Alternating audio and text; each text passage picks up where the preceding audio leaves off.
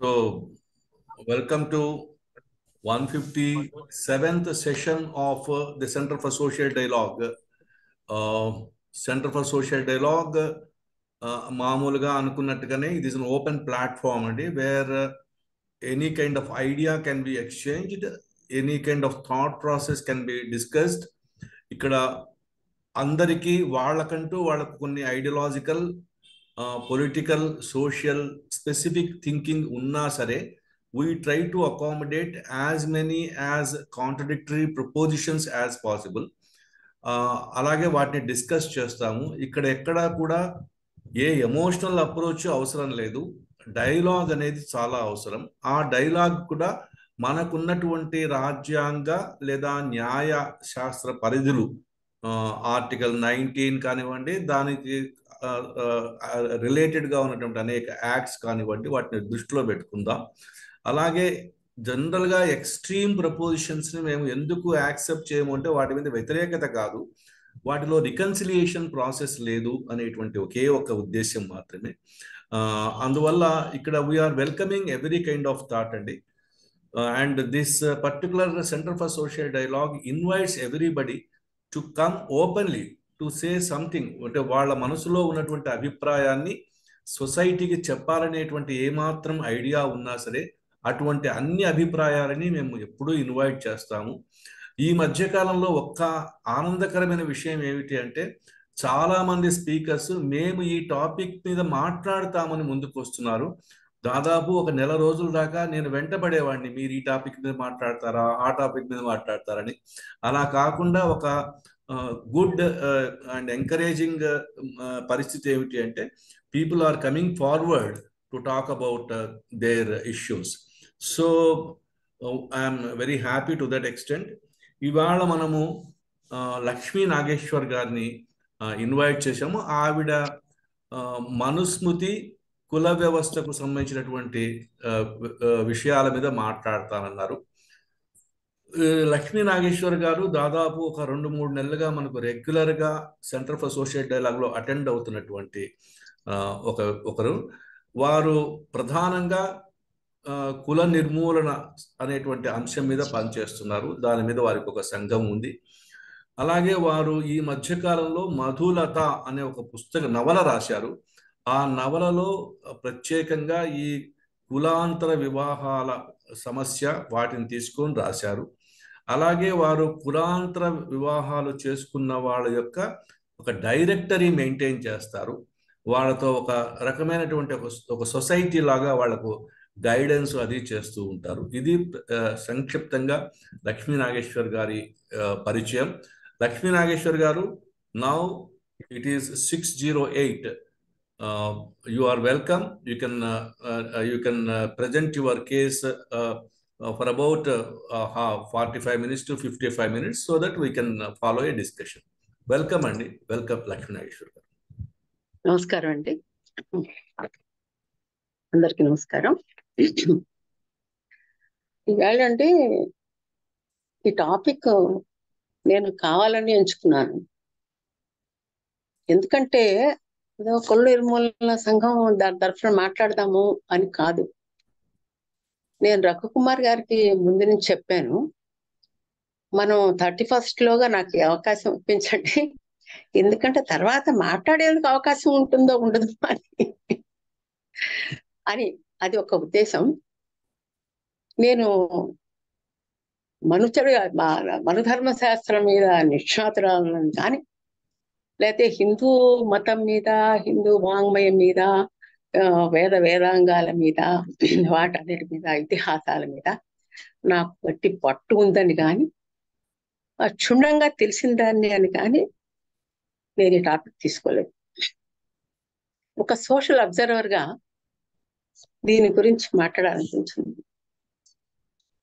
నాకేమనిపిస్తుందంటే గత 20-25 సంవత్సరాలుగా చూస్తున్నాను, I am in a social movement. మన సొసైటీ మారుతోంది. ఏది స్వతంత్రం వచ్చినప్పటికీ ఇప్పటికీ మారింది.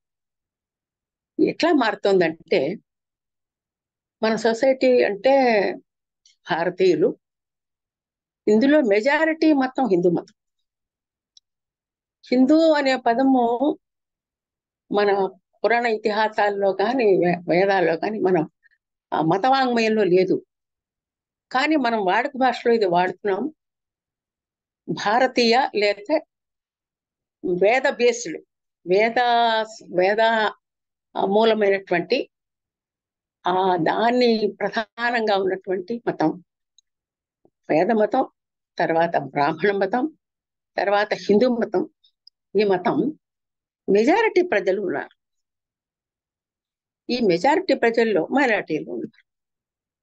ఈ మెజారిటీ ప్రజల్లో మనం 77 సంవత్సరాల్లో ఎవరి పరిపాలనలో ఉన్నామండి? సెక్యులర్ గా పనిచేస్తున్నటువంటి కాంగ్రెస్ 75 సంవత్సరాల్లో 50 సంవత్సరాలు వాళ్ళు ఉన్నారు. మిగతా కాలం మిగతా పార్టీలు, జనతా పార్టీ కానీ బీజేపీ కానీ మిగతా కాలం 50 సంవత్సరాల కాలంలో ఈ మెజారిటీ ప్రజల్లో ఒక విధమైన మార్పు వచ్చింది. ఏం మార్పు అంటే నేను గమనించింది, మనం ఇంతమంది ఉన్నాం, సుమారు 30 crores వాళ్ళైతే 100 crores వీళ్ళు, పోనీ 90 crores అయినా ఉన్నాం కదా. మనకి సంబంధించినటువంటి మతం మీద, విశ్వాసాల మీద, వాంగ్మయానికి, మరి మన నమ్మకాలకి, మన పూజలు పునస్కారాలకి, అలవాట్లకి, కల్చర్కి, సంగీత నాట్య కళలకి, వీటన్నిటికీ కూడా సరైన ప్రాధాన్యత కలగడం లేదేమో అని మెజారిటీ ప్రజల్లో ఒక విధమైనటువంటి డిస్సాటిస్ఫాక్షన్ వచ్చిందండి. మిగతా వాళ్ళకి అది ఎట్లా అయిందంటే మైనారిటీ మతాలను ప్యాంపరింగ్ చేస్తున్నారు, ఓట్ బ్యాంక్ పాలిటిక్స్ అనే అభిప్రాయం కూడా బాగా వచ్చేసింది. ఈ మైండ్ సెట్ వల్ల నేను అనుకునేది, నా అబ్జర్వేషన్, ఇది ఒక ప్రధానమైన కారణం అవడం వల్ల మత ప్రాతిపదికగా పనిచేయాలి, మతహితంగా లేక మత ప్రభావంగా ఉన్నటువంటి రాజ్యంగా ఈ దేశాన్ని పరిపాలించాలి, లేకపోతే ఈ దేశం మారాలి అన్న ఉద్దేశం ఉన్న రాజకీయ బలం, రాజకీయ పార్టీలు ఈ పరిస్థితి, మెంటల్ మేకప్, దీన్ని ఉపయోగించుకుని రాజ్యాంగంలోకి వచ్చారు అని నేను భావిస్తున్నాను. సరే, వాళ్ళు మెజారిటీ పార్టీ ఉన్న వాళ్ళు స్వతంత్రం వచ్చే కొత్తలో ఆ ప్రభావం అవన్నీ వాళ్ళకి వచ్చాయి, చాలా ఏళ్ళు. వాళ్ళు కూడా చేయగలిగినంత చేశారు. వాళ్ళ లోపాలు వాళ్ళకు ఉన్నాయి, ఎవరి లోపాలు వాళ్ళకు ఉన్నాయి. అదంతా అట్లా పెట్టి మత ప్రమేయం ఉన్నటువంటి రాజ్యం కావాలి మనకి, మన మతానికి రికగ్నిషన్ కావాలి అనేటువంటి ఉద్దేశం మెజారిటీ ప్రజల్లో వచ్చింది.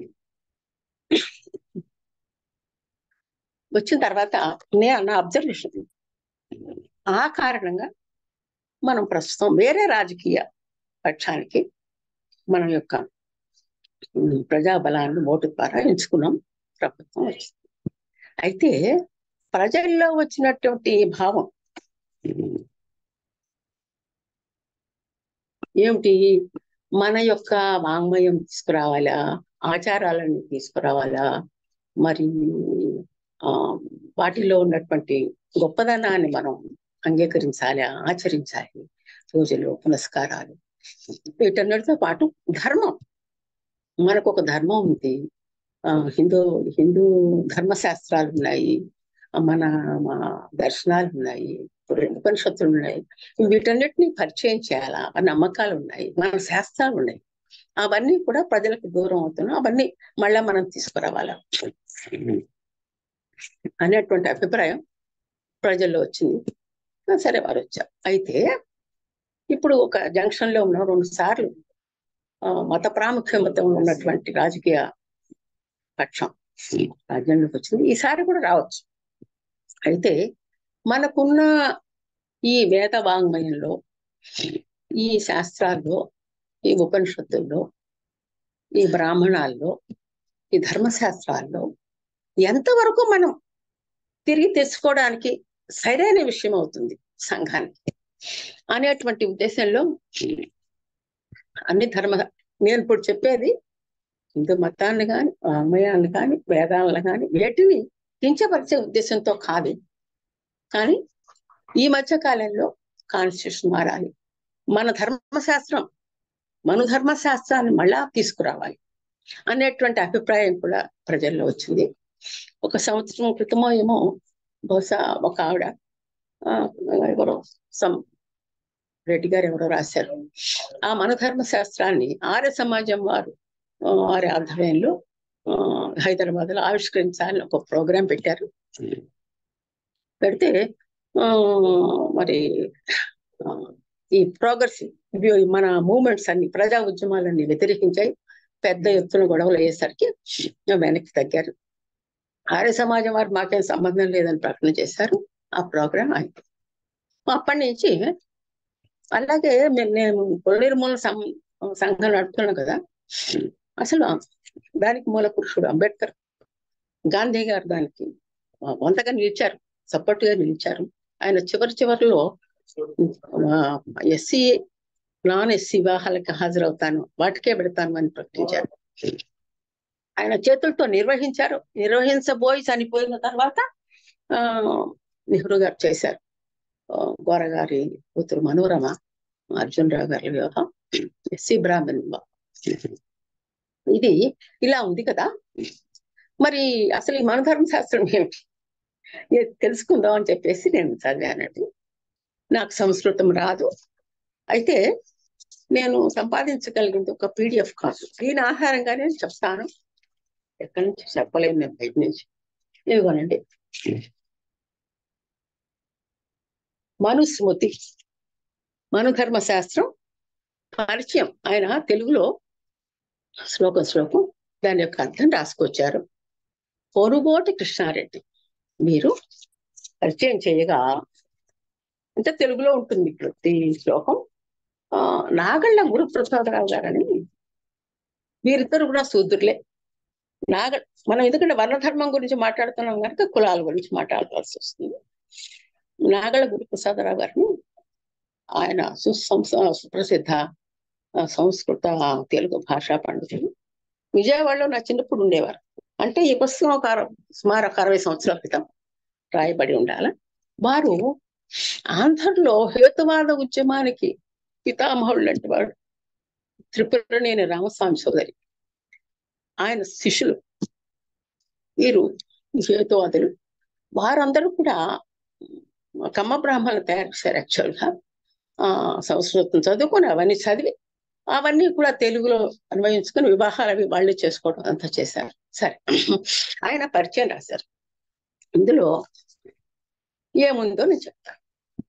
కేవలం మనుస్మృతిలో వర్ణ వ్యవస్థ ఒకటే కాదండి, వర్ణ వ్యవస్థ ప్రాధాన్యతనిస్తూ మన సంఘ నిర్మాణం అంతా ఎలా ఉంది అనేది చెప్పారు.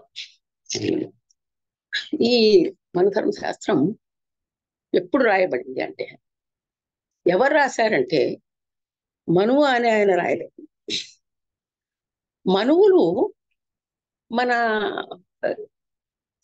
ఆది నుంచి మానవ జాతి యొక్క మూల ఆది పురుషులు, రాజులు. స్వార్వచిష మనువు దగ్గర నుంచి ఆయన పేరు లేటెస్ట్ మనువు ఆయన వైవస్వతం, ఆయన వరకు చాలా మంది మనువులు మారారు. ఈ విషయాలన్నీ మీకు తెలుసుంటాయి. వీరెవరంటే సూర్యవంశ రాజులకి మూల పురుషులు. వీరు రఘువంశ రాజులు ఈ వంశాన్ని నుంచే వచ్చారు. రఘువంశం అంటే మీకు తెలుసు కదా, శ్రీరాముడి వంశం. వీరు రాసినట్లుగా, అంటే యాక్చువల్గా ఆర్యులు మన దేశానికి వచ్చి సెటిల్ అయ్యి, అప్పుడు మొదట్లో అసలు వర్ణ వ్యవస్థ అనేది లేదు. బ్రాహ్మణులు క్షత్రియులు ఉండేవారు, వేరే వారంతా వారి వారి పనులు బట్టి పిలిచేవారు. ఆర్యులే, అందరూ సమానంగా ఉండేవారు. ఒక మాంసఖండాలు, అదేమిటి ధర్మ వ్యాధుని కథలో భారతంలో రాయబడింది ఏంటంటే, ఒక కసాయివాడు ఖండాలు అమ్ముకుంటూ జీవించేవాడు కూడా తన ధర్మాన్ని తను నిర్వహిస్తే, అంటే ధర్మం అంటే తన వృత్తి ధర్మం, తల్లిదండ్రుల పట్ల ధర్మం, సంఘం పట్ల ధర్మం, తన కుటుంబం పట్ల ధర్మం. అలాగే అది అయిపోయిన తర్వాత వాళ్ళు ఆశ్రమ ధర్మాలని తర్వాత పెట్టారు.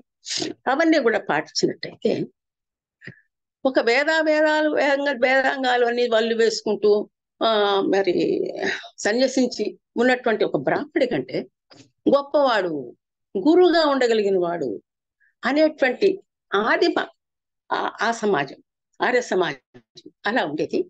ఆ సమాజాన్ని బేస్ చేసుకుని దయానంద సరస్వతి ఆర్య సమాజాన్ని స్థాపించారు. వాళ్ళ యొక్క అలవాట్లు ఈ సమాజం మళ్ళా మీకు రాహుల్ సాంకృత్యాయన్ ఓల్గా గంగాలో కనిపిస్తుంది. అలాగా అంటే సుమారు క్రీస్తు పూర్వం 1000 సంవత్సరాలు బట్టి ఇది రాసే టైము ఎప్పుడు క్రీస్తు పూర్వం 200 నుంచి క్రీస్తు శకం 200 ఈ గ్రంథం వాయబడింది. ఇది మనువు రాయలేదు, మనువు రాశాడు, చెప్పాడు ఆయన అని చెప్పినట్లుగా భృగు మహర్షి సంతతి వారు దీన్ని రాశారు అని ఇందులో ఉంది.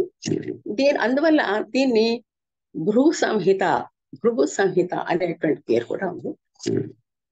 ఇదేంటంటే అప్పట్లో ఉన్న సమాజం ఆ 1000 సంవత్సరాలుగా చాలా మార్పు చెందుతూ వచ్చింది. ఆ ఉన్న సమాజంలోని పరిస్థితిని ఇంకొంచెం నిబద్ధన చేస్తూ ఇలాగే ఉండాలి, దీన్ని ప్రశ్నించడానికి వీల్లేదు అనేటువంటి పద్ధతిలో ఈ గ్రంథం రాయబడింది. ఈ 200 BC నుంచి 200 BC వరకు. అందువల్ల దీన్ని భృగు సంహిత అని కూడా పిలిచారు. ఇది మరొక విధంగా కరెక్ట్ అని చెప్పొచ్చు. ఎలా అంటే అదే కాలంలో కనిష్కుడి యొక్క ఆస్థానంలో బౌద్ధాచారులుగా పనిచేసినటువంటి అశోఘోషుడు ఆయన కూడా వజ్రసూచి అనేటువంటి గ్రంథాన్ని రాశారు. ఆయన తన గ్రంథంలో మెయిన్ గా అది ఒక 25 శ్లోకాలు. మెయిన్ గా ఆయన చెప్పింది ఏంటంటే దీన్ని మానవ శాస్త్రము అన్నారు. అప్పట్లో మనుధర్మ శాస్త్రం అని అనలేదు, మానవ శాస్త్రం అన్నారు. దీని మీదనే ఆయన విమర్శ రాశారు. ఇది చాలా అసంబద్ధమైనది. బ్రాహ్మణులు అనగా ఎవరు ఆయన రాసింది, అది బ్రాహ్మణులు అనగా ఎవరు అనేది నిర్వచిస్తూ భారతం నుంచి మిగతా విషయాల నుంచి అన్ని కోట్ చేస్తూ శూద్రుడైనా సరే ఈ లక్షణాలు కలిగి ఉంటే బ్రాహ్మణుడు అని రాశారు. సరే, ఇందులో ఏముందో చెప్తాను. ఇది ధర్మ గ్రంథం. దీనిలో అన్ని కొట్టిపారేయవలసినవి లేవండి. ముందు చాలా ఉత్తమమైన ధర్మాలను వాళ్ళు నిర్వచించారు. అది బ్రాహ్మణులకి ఇచ్చారు. ఏమిటి ఇందులో మన ధర్మశాస్త్రంలో మనకి మంచి కనపడేది ఏంటి అది కూడా చెప్తాను. ఫస్ట్ ఇది మొదలు పెట్టుకోవడమే మనం వింటాం కదా, ఎందులో ఉంది, ఋగ్వేదంలో ఉందని, తర్వాత చేర్చబడింది అని అన్నారు. దాని పేరు నాసదేయ సూక్తం అండి.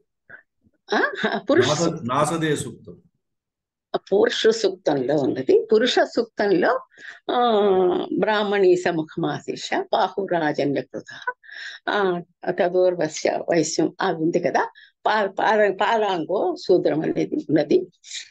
అది తర్వాత పెట్టారు అని అంటారు, ఋగ్వేదంలో లేదు అంటారు. సరే, అది మీరు వేరే విషయం. అలాంటి శ్లోకంతో, మరి ఆ శ్లోకమేనో తెలియదు, మరి అలాంటి శ్లోకమో తెలియదు, దాంతో మొదలవుతుందండి. మన సంఘం 4 భాగాలుగా ఉన్నది.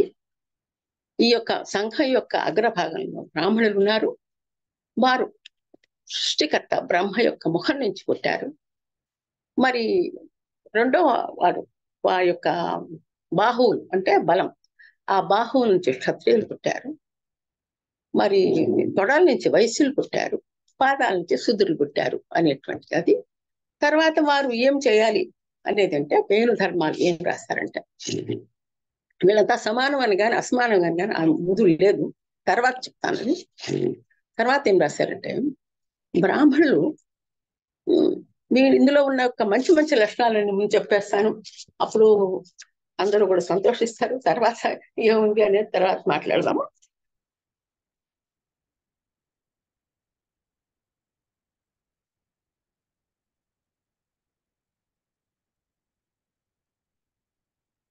బ్రాహ్మణునికి అగ్రభాగంలో ఉన్నటువంటి బ్రాహ్మణునికి చాలా గొప్ప లక్షణాలు ఉండాలి అన్నారు వాళ్ళు.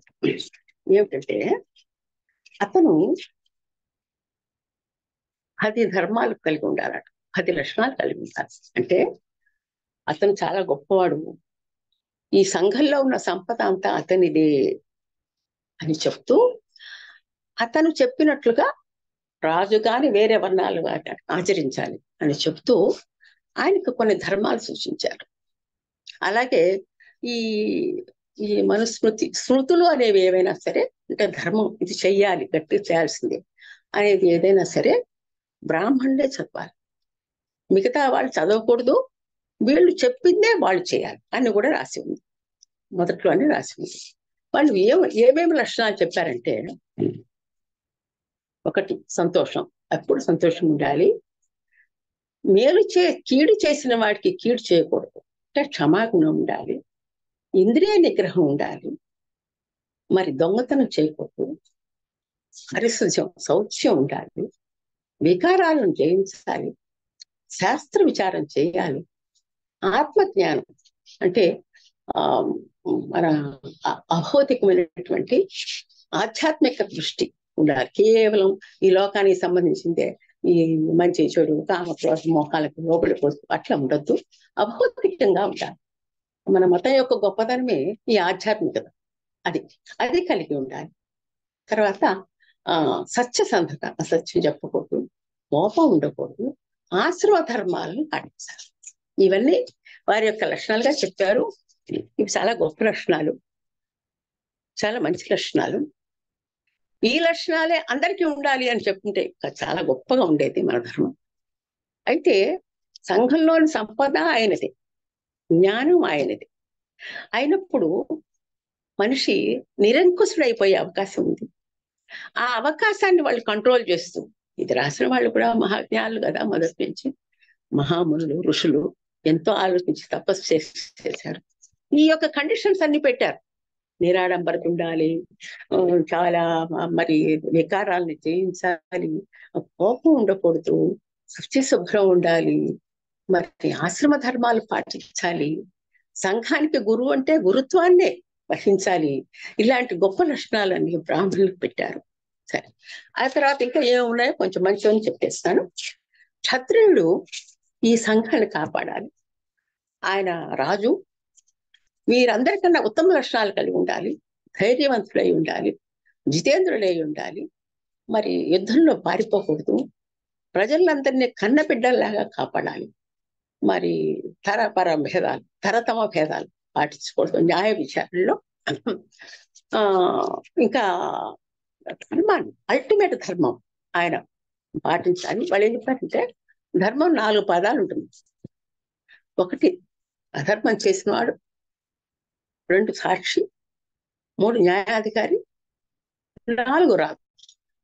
సో అల్టిమేట్ ధర్మ ఎక్కడ డిసైడ్ అవుతుందంటే రాజు దగ్గర డిసైడ్ అవుతుంది. ఆయన వీడు గొప్ప, వాడిని కావాలా, వీడు వద్దు అనేటువంటి విచక్షణ వాడకుండా ఆయన ధర్మాన్ని అనుసరించి విచారణ చేయాలి, శిక్షలు వేయాలి, సజ్జనులు రక్షించాలి, చెడ్డవాళ్ళని సృష్టించాలి, ఇవన్నీ ఉన్నాయండి. తర్వాత వైశ్యుడు ఏం చేయాలండి, వ్యవసాయం చేసి వ్యాపారం చేసి సంఘానికి తిండి పెట్టాలి. ఇక శూద్రుడు వీళ్ళందరికీ వాళ్ళకి అవసరమైన పట్ల సేవ చేయాలి, వాళ్ళు ఇచ్చింది తీసుకోవాలి. ఇప్పుడు ఈ శూద్రవర్ణం ఎందుకు ఇలాగా అయింది అంటే, శూద్రవర్ణం ఎలా ఏర్పాటైంది అనే దాని మీద ఆర్ఎస్ శర్మ గారు అంటే, చాలా సేవక సమాజం శూద్ర సమాజం. ఈ సేవక సమాజం ఎలా తయారైంది, మొదట్లో అందరూ సమానంగా ఉన్న పరిస్థితి నుంచి 1000 సంవత్సరాల్లోనే ఈ పరిస్థితి ఎలా వచ్చింది అని అంటే, ఆర్ఎస్ శర్మ గారు రకరకాల శ్లోకాలు ఉటంకిస్తూ ఆయన ఒక పెద్ద బుక్ రాశారు. దాని ప్రకారం ఆర్యుల్లోనే నేరాలు చేసిన వాళ్ళు, ఆర్యుల్లోనే మరి వర్ణాంతర వివాహం చేసుకున్న వాళ్ళు, అందులో అలోమ వివాహాలు అని వాళ్ళు పెట్టుకున్నారు. ఎందుకు, ఇంటాక్ట్నెస్ ఆఫ్ వర్ణం కాపాడడానికి పెట్టుకునేసరికి ఆ విలోమ వివాహాలు చేసుకున్న వాళ్ళందరినీ శూద్రుల కింద పరిగణించారు. తర్వాత మరి యుద్ధాల్లో ఖైదీలుగా వచ్చినవారు, ఆ యుద్ధాలు దేశీయులతో కావచ్చు, లేకపోతే వేరే వేరే గ్రూప్స్ తో కావచ్చు, వాళ్ళలో బందీలుగా పట్టుకునేవారు. వాళ్ళందరూ కూడా మరి నీచమైనటువంటి వృత్తులు చేసేవారు. వీరందరినీ శూద్రులు, అతి శూద్రులు అని క్లాసిఫై చేశారు. వీళ్ళు సేవక వర్గం. యాక్చువల్ గా చెప్పాలంటే అదే సమయంలో ఇతర దేశాల్లో బానిస వృత్తి ఉండేది. బానిసలుగా పట్టుకెళ్ళేవారు, కొనుక్కెళ్ళేవారు. ఇక అది 1-to-1 ఈక్వేషన్. ఎవరు యజమాని కొనుక్కుంటాడో వాడికి అతను అన్ని విధాలా బానిసే, ఏమైనా చేయొచ్చు. ఆ బానిసను విముక్తులు కూడా చేయొచ్చు యజమాని. కానీ ఇక్కడ ఒక వ్యవస్థే. చాలా మంది ఎవరెవరంటే ఆ వృత్తులు చేసే వాళ్ళందరూ ఎవరెవరైతే శరీరంతో పనిచేయాలో వాళ్ళందరూ శూద్రులే అయ్యారు. మరి వ్యవసాయం చేసే వ్యవసాయ కూలీలు, పంట పండించేవాళ్ళు, నేసేవాళ్ళు, కొండలు చేసేవాళ్ళు, కమ్మర్లు, మరి బట్టలు ఉతికేవాళ్ళు, మరి మరి క్షౌరం చేసేవాళ్ళు. మనకి ఏ పని కావాలన్నా చేసేవాళ్ళు. మరి మిషన్ దగ్గర పని చేయాలంటే కూడా ఆ మిషన్ వేసేవాడు ఉంటున్నారు. కాబట్టి ఆ మాన్యువల్ లేబర్ అంతా కూడా శూద్రులు కదా పరిగణించారు. వాళ్ళు రకరకాల సోర్సెస్ నుంచి వచ్చారు. అంతవరకు ఈ మనుధర్మ శాస్త్రం రాయనంత వరకు ఇట్స్ డిజార్గనైజ్డ్ సొసైటీ. వాళ్ళని సొసైటీలో ఒక భాగంగా తీసుకోలే. ఇది తీసుకున్న తర్వాత ఒక విధమైన సాటిస్ఫాక్షన్ వచ్చింది. ఇట్లా మన్య కూడా ఈ వ్యవస్థలో కలుపుకున్నారు. సంఘంలో ఒక వర్ణం కింద గుర్తించారు. అంటే వాళ్ళకి కొన్ని రైట్స్ ఉన్నాయి, వాళ్ళు ప్రాపర్టీ పెట్టుకోవచ్చు, ఇవన్నీ ఉన్నాయి. మరి వాళ్ళకి ఇచ్చిన రైట్స్ వాళ్ళకు ఉన్నాయి. ఎలా ఉన్నాయి, ఏమున్నాయి, ఏమిటి వివక్ష అనేది కూడా చెప్తాను. అయితే అదొక వ్యవస్థ. ఈ వ్యవస్థ ఇలాగ ఉంది, అలా నిర్దేశించారు అని మనం అనుకుంటే అందులో ఉన్న మంచి లక్షణాలు ఇంకా ఏమిటంటే స్త్రీకి తర్వాత ఎలా ఉన్నా కూడా మాతృస్థానం, మాతృదేవోభవ, పితృదేవోభవ, ఆచార్య దేవోభవ అన్నారు. మరి ఆవిడకి ప్రథమ స్థానం ఇచ్చారు. ఎందుకంటే ఈ సంఘం పెర్పెట్రేట్ కావాలంటే, ముందుకు పోవాలంటే, అసలు సంఘం నిలబడాలంటే స్త్రీ ఆధారం. కాబట్టి ఆవిడకి మాతృదేవత అని ఒక మంచి గొప్ప స్థానాన్ని ఇచ్చారు, పూజనీయురాలని చెప్పేసి. తర్వాత స్త్రీని ఎట్టి పరిస్థితుల్లోనూ చంపకూడదు. ఎందుకంటే స్త్రీ పరాహీనత ఎప్పుడు తర్వాత దానికి విశ్లేషణకు వచ్చినప్పుడు చెప్తాను. ఆవిడ ఎప్పుడు ఎవరో ఒక అధీనంలో ఉండాలి. ఒక్కవేళ ఏ కారణాల వల్ల స్త్రీని చంపేయటంత కోపం, ద్వేషం వచ్చితే ఆవిడ చంపకూడదు. మరి దీని శిక్ష ఏమిటయా? శిక్ష వేరే. నీకు ముందు మహాపాతకం వస్తుంది, స్త్రీ హత్య మహాపాతకం అని చెప్పేసి రాసి పెట్టారు. తర్వాత ఇంకేం చెప్తారంటే, ఎక్కడ వాళ్ళు ఒక శ్లోకం రాశారు, ఎక్కడ స్త్రీలు పూజింపబడతారు, ఎత్ర నారి ఎంత పూజ్యంత, అదేదో ఉంది కదా. ఎక్కడ స్త్రీలు పూజింపబడతారో అక్కడ దేవతలు సంతోషిస్తారు. దేవతలు సంతోషిస్తే ఆ సంఘంలో సుఖశాంతులు, అట్లాంటి సంఘం వాళ్ళు సంతోషాన్ని ఇస్తారు, సుఖశాంతులతో ఉంటుంది అని రాశారు. ఒక పెద్దపీట వేశారు స్త్రీకి.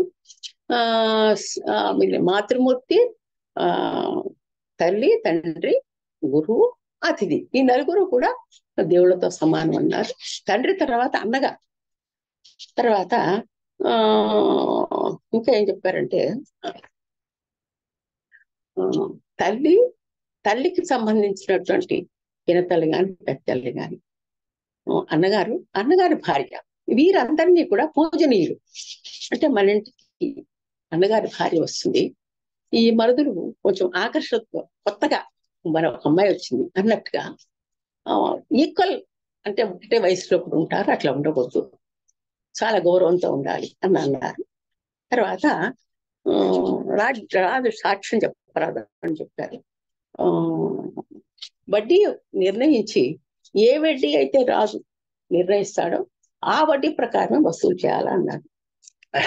రాజు తన ఇష్ట ప్రకారం కాకుండా తమ ధర్మాన్ని పాటించాలా అన్నారు. తర్వాత తల్లిదండ్రుల బాధ్యత పుత్రులకి.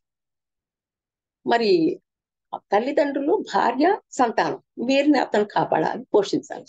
ఒకవేళ పోషించలేకపోతే, విడిచిపోతే తగినంత మూల్యం అతను చెల్లించాలి. ఎందుకంటే వాళ్ళని అలా వదిలేయడానికి లేదు అని చెప్పాడు. ఇంకా నాసిరకం విత్తనాలు ఎవరు కల్తీ విత్తనాలు అమ్ముతారో వాడి యొక్క కాళ్ళు చేతులు నరికేయాలన్నారు. మరొక విషయం ఏంటంటే, ఆశ్రమ ధర్మాలు పాటించాలి. ఈ ఆశ్రమ ధర్మాలు ఈ ముగ్గురు ముందు మూడు వర్ణాలు పాటించాలి. ఆ వర్ణ ధర్మాలు అటు పెట్టి ఆశ్రమ ధర్మాలు చాలా గొప్పవి. ఎలాగంటే ముందు బ్రహ్మచర్యం చేయాలి, గురువు గారి దగ్గర విద్య నేర్చుకోవాలి, శిష్యరికం చేయాలి, ఉపనయనం అప్పుడే భిక్షాటన చేయాలి. అప్పటి నుంచి మొదలు పెట్టుకుని సింపుల్ లైఫ్ అనేది కష్టమైనటువంటి జీవితానికి అలవాటు పడాలి. నేల మీద పడుకోవాలి, మరి మరి ఆయన సేవ చేయాలి, విద్య నేర్చుకోవాలి, సీరియస్నెస్ ఆఫ్ లైఫ్ అలవాటు చేసుకోవాలి, భిక్షాటన చేసుకుని బతకాలి. ఇవన్నీ వారికి నేర్పాను. అవి చేయాలి, ఆ బ్రహ్మచర్యం చేయాలి. ఇంత కఠినమైన లైఫ్ పొందిన తర్వాత వాళ్ళు సుఖవంతమైనటువంటి గృహ జీవనంలోకి ఎంటర్ అవుతారు. గృహస్థ ధర్మాలు నిర్వహించాలా, నిర్వహించిన తర్వాత తల నెరవగానే లేకపోతే మనోడు పుట్టగానే వానప్రస్థానికి వెళ్ళాలి. వానప్రస్థం అంటే భార్య ఉండి కానీ ఉండక కానీ తను ఈ సంసార బంధనాలకు దూరంగా ఉండాలి. మొదటి నుంచి కూడా కొంత అటాచ్మెంట్ లో ఉండమని చెప్పారు. ఇప్పుడు మొత్తం పూర్తిగా అలాగే కొన్ని సంవత్సరాలు నడిపిన తర్వాత సంసారానికి సంసార సుఖానికి దూరంగా, కుటుంబానికి దూరంగా ఉండాలి. తర్వాత సన్యాసం తీసుకోవాలి. అలాగే అసలు మళ్ళా ఫ్యామిలీ వైపు రావద్దు. అలాగే మరణం వరకు గడిపేయాలి, సన్యాస జీవితం గడపాల. భగవంతుని యందు ఆ భగవద్ ధ్యానంలో, ఆధ్యాత్మికతలో, ఆలోచనలో సంఘానికి చేయగలిగినంత చేస్తూ మరణించాలి అని రాస్తారు. ఇది ఆశ్రమ ధర్మం అంటే గొప్పగా ఉంది. ఎందుకంటే there is an inbuilt socialism in it. ఎందుకు? ఎవడైతే విరక్తి చెంది మరి ఎవరైతే విరక్తితో ఉండాలని అంటున్నామో వాళ్ళు ఎందుకండి ఇంత సంపద, విపరీతమైన సంపదని కట్టుకుంటారు. మనం పోయినా సరే 10 తరాల వరకు ఈ ధనం ఉండాలి అనుకున్న వాళ్ళే వెల్త్.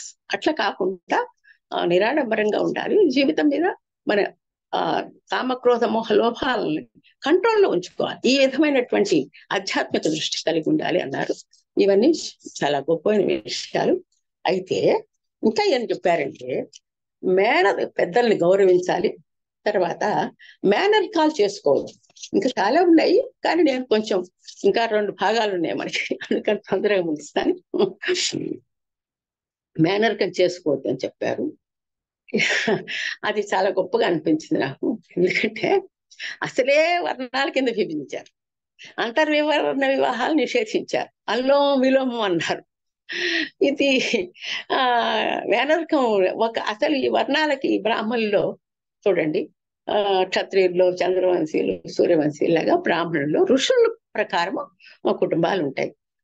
అది గోత్రం అంటారు. బ్రాహ్మణులు ఎవరైనా అడిగితే చెప్తారు. భారద్వాజ గోత్రం, గౌండీయ గోత్రం, మరి వశిష్ఠ, మరి కశ్యపస, ఇలా రకరకాలుగా 10-15 మంది ఉన్నారు.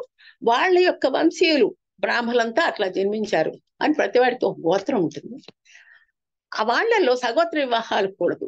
ఎందుకంటే ఈ జెనెటిక్ డిస్ట్రక్షన్ జరగకుండా సగోత్ర వివాహాలు నిషేధించారు. అలాగే మనుధర్మ శాస్త్రంలోనే మేనత్త మేనమా బిడ్డల మధ్య మరి అక్క చెల్లెలు అటు ఇటు ఎటుపోయినా సరే వివాహాలు నిషేధించారు. ఇది చాలా గొప్ప ఆరోగ్యవంతమైన విషయం. అసలు వర్ణ వ్యవస్థే తక్కువ, వచ్చిన కొద్ది సమూహాలు జరుగుతుంది. అది కూడా డిటీరియషన్ దారితీస్తుందని మేము అంటున్నాం, జెనెటిక్ గా అంటున్నారు. ఇది వాళ్ళు ముందే పెట్టారు.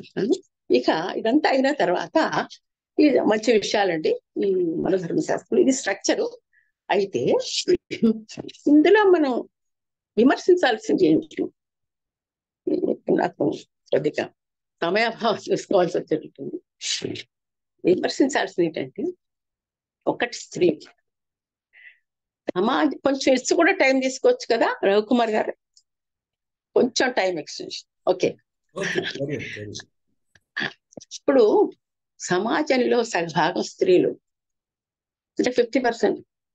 ఈ సగభాగం స్త్రీలు పరాధీనులుగా చేశారు. నా స్త్రీ స్వాతంత్రం అర్హతి, స్త్రీకి స్వాతంత్రం లేదు. స్త్రీ తండ్రి పెంచుతాడు, కన్యాదానం చేస్తాడు. ఒక్కసారి కన్యాదానం చేయాలి తండ్రి. ఆవిడికి మరలా వివాహం చేసుకునే అర్హత లేదు. వివాహమైన తర్వాత భర్త ధర్మమే ఆవిడ ధర్మం. అందులో ఏం రాశారంటే,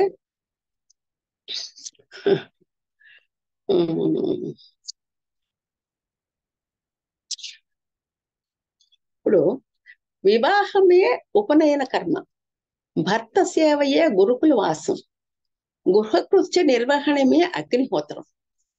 అంటే ఆవిడకి బయటకు వచ్చి చదువుకోవడము, గురువు గారి దగ్గర చదువుకోవడము అది ఏం లేదు. వాళ్ళ కుటుంబంలో వంశపారపర్యం ఏమొస్తుందో వాళ్ళ వ్రతాలు, పూజలు, ఆ భర్త అనుష్ఠానానికి కావాల్సిన సామాను అది అమర్చడం, ఆ లెక్క, ఆ సంఖ్యాశాస్త్రం అది తెలిస్తే చాలు. ఆవిడ 4 గోడల మధ్య పరాధీనత. నేను చెప్పాలంటే చాలా ఉంది. పరాధీనత ఎందుకు చేశారంటే పురుషాధికార, మ్యాన్ ఓరియంటెడ్, మనది మ్యాన్ ఓరియంటెడ్ సొసైటీ. ఈ పురుషాధిక్య సమాజం ఇట్లానే అంటే either you should be man wise or you should be women wise. సరే, మ్యాన్ వైజ్ తీసుకుందాం. ప్రతి ప్రొడక్షన్ యాక్టివిటీకి మూలం పురుషుడు. ఆవిడకి కొన్ని ప్రకృతి నిబంధనలు ఉన్నాయి, మనకి కన్స్టెంట్స్ ఉన్నాయి. అందువల్ల ఆవిడ పూర్తిగా పబ్లిక్ లైఫ్ లోకి రాలేదు. పిల్లల్ని కనడం, పెంచడం అనేటువంటి గురుతరమైన బాధ్యత ఆవిడకు ఉంది. ఆవిడ శరీర నిర్మాణం కూడా సున్నితంగా ఉంటుంది. ఆవిడ కాపాడబలవలసిన అవసరంలో ఉంటుంది. కాబట్టి ఆవిడని మొత్తం పరాధీనం చేసేసారు. ఈ కుటుంబ వ్యవస్థ యొక్క స్థిరత ఆ మ్యూచువల్ కమిట్మెంట్ లో, వివాహ వ్యవస్థ, ఈ కమిట్మెంట్ మొత్తం స్త్రీ మీద పెట్టారు. అంతేకాకుండా కమిట్మెంట్ యొక్క ఆరిజిన్, మూలం, సోర్స్ అన్ని ఆవిడే. మరి పురుషుడికి స్వేచ్ఛ ఇచ్చారు కదా. పురుషుడికి ఎలా ముందు ప్రపంచంలో తిరగచ్చు, తర్వాత 4 వరకు వివాహాలు చేసుకోవచ్చు. అనులోమ వివాహాలు బ్రాహ్మడు కింద 3 కులాల్లోంచి చేసుకోవచ్చు. మరి క్షత్రియుడు మరి మిగతా 2 కులాల్లోంచి చేసుకోవచ్చు. మరి స్త్రీ మాత్రము తనకన్నా గొప్పవాణ్ణి అధిక కులస్తుని చేసుకోగలదు కానీ కింద కులస్తుని చేసుకోగలదు. ఆవిడ స్వేచ్ఛ లేదు. బ్రాహ్మణ స్త్రీ అయితే అసలు మొసం లేదు. ఆవిడ కేవలం బ్రాహ్మణ్ణి చేసుకోవాలి. కింద కులం వరకు ఇప్పుడు చూడడానికి వీలేదు. ఎవరైనా బ్రాహ్మణ స్త్రీని వివాహం చేసుకుంటే అతను శూద్రుడేంటి, అతనికి శిరచ్ఛేదమే శిక్ష మన ధర్మశాస్త్ర ప్రకారం. మరి సొసైటీ అట్లా ఉండదు కదండి. ఈ విధంగా స్త్రీ స్వేచ్ఛని కట్టడి చేయడం ద్వారా వివాహ వ్యవస్థని స్ట్రాంగ్ చేశారు. అది ఈ మతంలోనే కాదు, అన్ని మతాల్లోనూ ఉంది. మరి వేరే వేరే మతాల్లో అసలు ముసుగులేసే ఉంచారు. అది ఇనప కచ్చడాలకు దారి తీసింది. మరి అది స్త్రీ బానిసత్వానికి దారి తీసింది. టోటల్ పరాధీనతకు దారి తీసింది. ఇక నేను దారి గురించి చెప్పే పని లేదు. ఇది స్త్రీ స్వాతంత్ర అర్హతలోంచి ఇది వచ్చింది. ఆ తర్వాత కొంచెం అసలు నేను చెప్పాలనుకునేది ఇందులో వర్ణ వ్యవస్థ గురించి చెప్పాలనుకుంటున్నాను కదా. సరే, ఇది ఆవిడికి మరి కంపల్సరీ నిర్బంధ వైద్యాన్ని దారితీస్తుంది, కన్యాశుల్కాన్ని దారితీస్తుంది. మరి రాజులు కొట్లాడుకుని యుద్ధాల్లో పురుషులు చనిపోతే ఆ రాజస్త్రీలందరూ అంతఃపురంలో సామూహిక సతీ సహగమనానికి దారితీసింది. ఇంత ఘోరమైనటువంటి అమానుషమైనటువంటి పరిస్థితికి ఈ యొక్క స్త్రీ పరాధీనత దారితీస్తుందండి. దీని మీద ఒక మాట చెప్పాలంటే, అయితే ఇవన్నీ ఎందుకు చెప్తున్నారండి, ఇవన్నీ ఇప్పుడు ఉన్నాయా అంటారేమో. ఉన్నాయి. ఎలా ఉన్నాయని చెప్తున్నానంటే, నేను విపులంగా చెప్పడానికి నాకు టైం కన్స్ట్రెయింట్ ఉంది. మీరు ఈ మధ్య అమీర్ ఖాన్ భార్య కిరణ్ రావు ఒక సినిమా తీశారు, చాలా గొప్ప సినిమా, లాపతా లేడీస్. అది మీరు చూడండి. స్త్రీలు సర్వస్వతంత్రులుగా ఉన్నారు అని మీరందరూ అనుకుంటే అది పొరపాటు. గ్రామీణ వ్యవస్థలో స్త్రీలు ఎలా ఉన్నారు గమనించండి. వాళ్ళు ఇంకా ముసుగు వేసుకోవాలా, భర్త పేరు చెప్పకూడదు, ఏ ఊరికి కాపురానికి పెడుతున్నారో కూడా వాళ్ళకి తెలియదు. ఎంత అజ్ఞానంలో ఉన్నారో, అవిద్యలో ఉన్నారో. వాళ్ళు మరి బయటకు వెళ్ళడానికి వీలేదు, ఇంకా విద్య లేదు, జ్ఞానం లేదు, ఇంకా సమానత్వం ఎక్కడ వస్తుంది? అంతేకాదండి, స్త్రీ కామరూపిణి, స్త్రీ మరి మోహంలోకి దింపుతుంది. ఆవిడికి ఆవిడికి వశపరచుకోవడానికి ప్రయత్నిస్తుంది. దానికి అందకుండా జితేంద్రుడివై ఉండాలి, సర్వదా నువ్వు స్త్రీ నుంచి రక్షించుకోవాలి అని రాశారండి మన ధర్మశాస్త్రం. మరి స్త్రీలే కాదు కదా, పురుషులు కూడా ఆ కామరూపులు అయిన వారు రాక్షసుల్ని బలవంతంగా చేసేసాం. మరి ప్రాణాలు తీసేవాళ్ళని మనం కళ్ళారా రోజు చూస్తున్నాం. ఈ ఈ విధమైనటువంటి స్త్రీ బానిసత్వం, అసమానత్వం మన ధర్మశాస్త్రంలో ఉంది. కాబట్టి ఇందులో ఈ భాగాన్ని మాత్రం మనం తిరిగి తీసుకొచ్చేటువంటి వ్యవహారం చేయకూడదు. తర్వాత నెక్స్ట్ అసమానత ఎక్కడుందంటే శూద్ర వ్యవస్థలో ఉంది. శూద్రులను ఎట్లా చేశారు నేను చెప్తాను. శూద్ర వ్యవహారం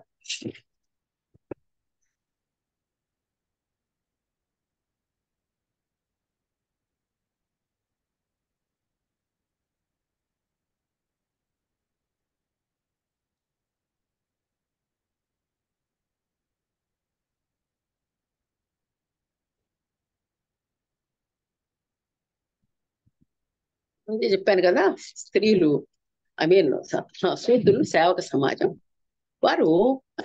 అసలు ఈ ధర్మశాస్త్రంలో అన్ని కులాల మధ్య తేడా ఉంది. ఈ ముందు 3 కులాల వారు సమంగా ఉన్నారు, వాళ్ళ మధ్య తక్కువ ఎక్కువ లేరు అనుకోవద్దు. బ్రాహ్మణులతో క్షత్రులు సమానం కాదు, క్షత్రులతో వైశ్యులు సమానం కాదు, వైశ్యులతో శూద్రులు కాదు, శూద్రులు ఎవరికి సమానం కాదు. ఎందుకంటే ఎట్లా రకరకాలుగా వ్యత్యాసాలతో రాశారో చూపిస్తాను. ఈ హైరార్కియల్ పొజిషన్ బిల్డ్ చేశారు. పేర్లు, బ్రాహ్మణుని పేరు శుభ సూచకం అయి ఉండాలి, ఉదాహరణ శుభశర్మ. క్షత్రియుని పేరు సౌర సూచకం కావాలి, బలవర్మ. వైశ్యుని పేరు ధనవాచకం కావాలి, వసుభూతి. శూద్రుని పేరు నిందార్హమై ఉండాలి, దీనదాసు. ఇలా ఈ పేర్లలో కూడా వివక్షతో ఉండాలి, అంటే అది సూచించాలి, రెండవ తరగతి చూపించాలి. అలాగే ఉపనయనం బ్రాహ్మణునికి 7వ ఏట, క్షత్రియునికి 10వ ఏట, వైశ్యునికి 11వ ఏట, శూద్రునికి ఉపనయనం లేదు. ఈ విధంగా. అంతేకాదండి, వాళ్ళు వేసుకునే జంధ్యాలు కూడా వేరే ఉంటాయి. బ్రాహ్మణుడైతే జింకతో వేసుకోవాలి, క్షత్రుడైతే పులి చర్మంతో వేసుకోవాలి, వైశ్యుడైతే మరొక జంతువుతో వేసుకోవాలి. అలాగా ఉపనయనం దగ్గర నుంచి కూడా వాళ్ళు విభజన చేశారు, తారతమ్యాలుగా విభజించారు. తర్వాత అది ఆ పద్ధతి, అది ఒక పద్ధతి.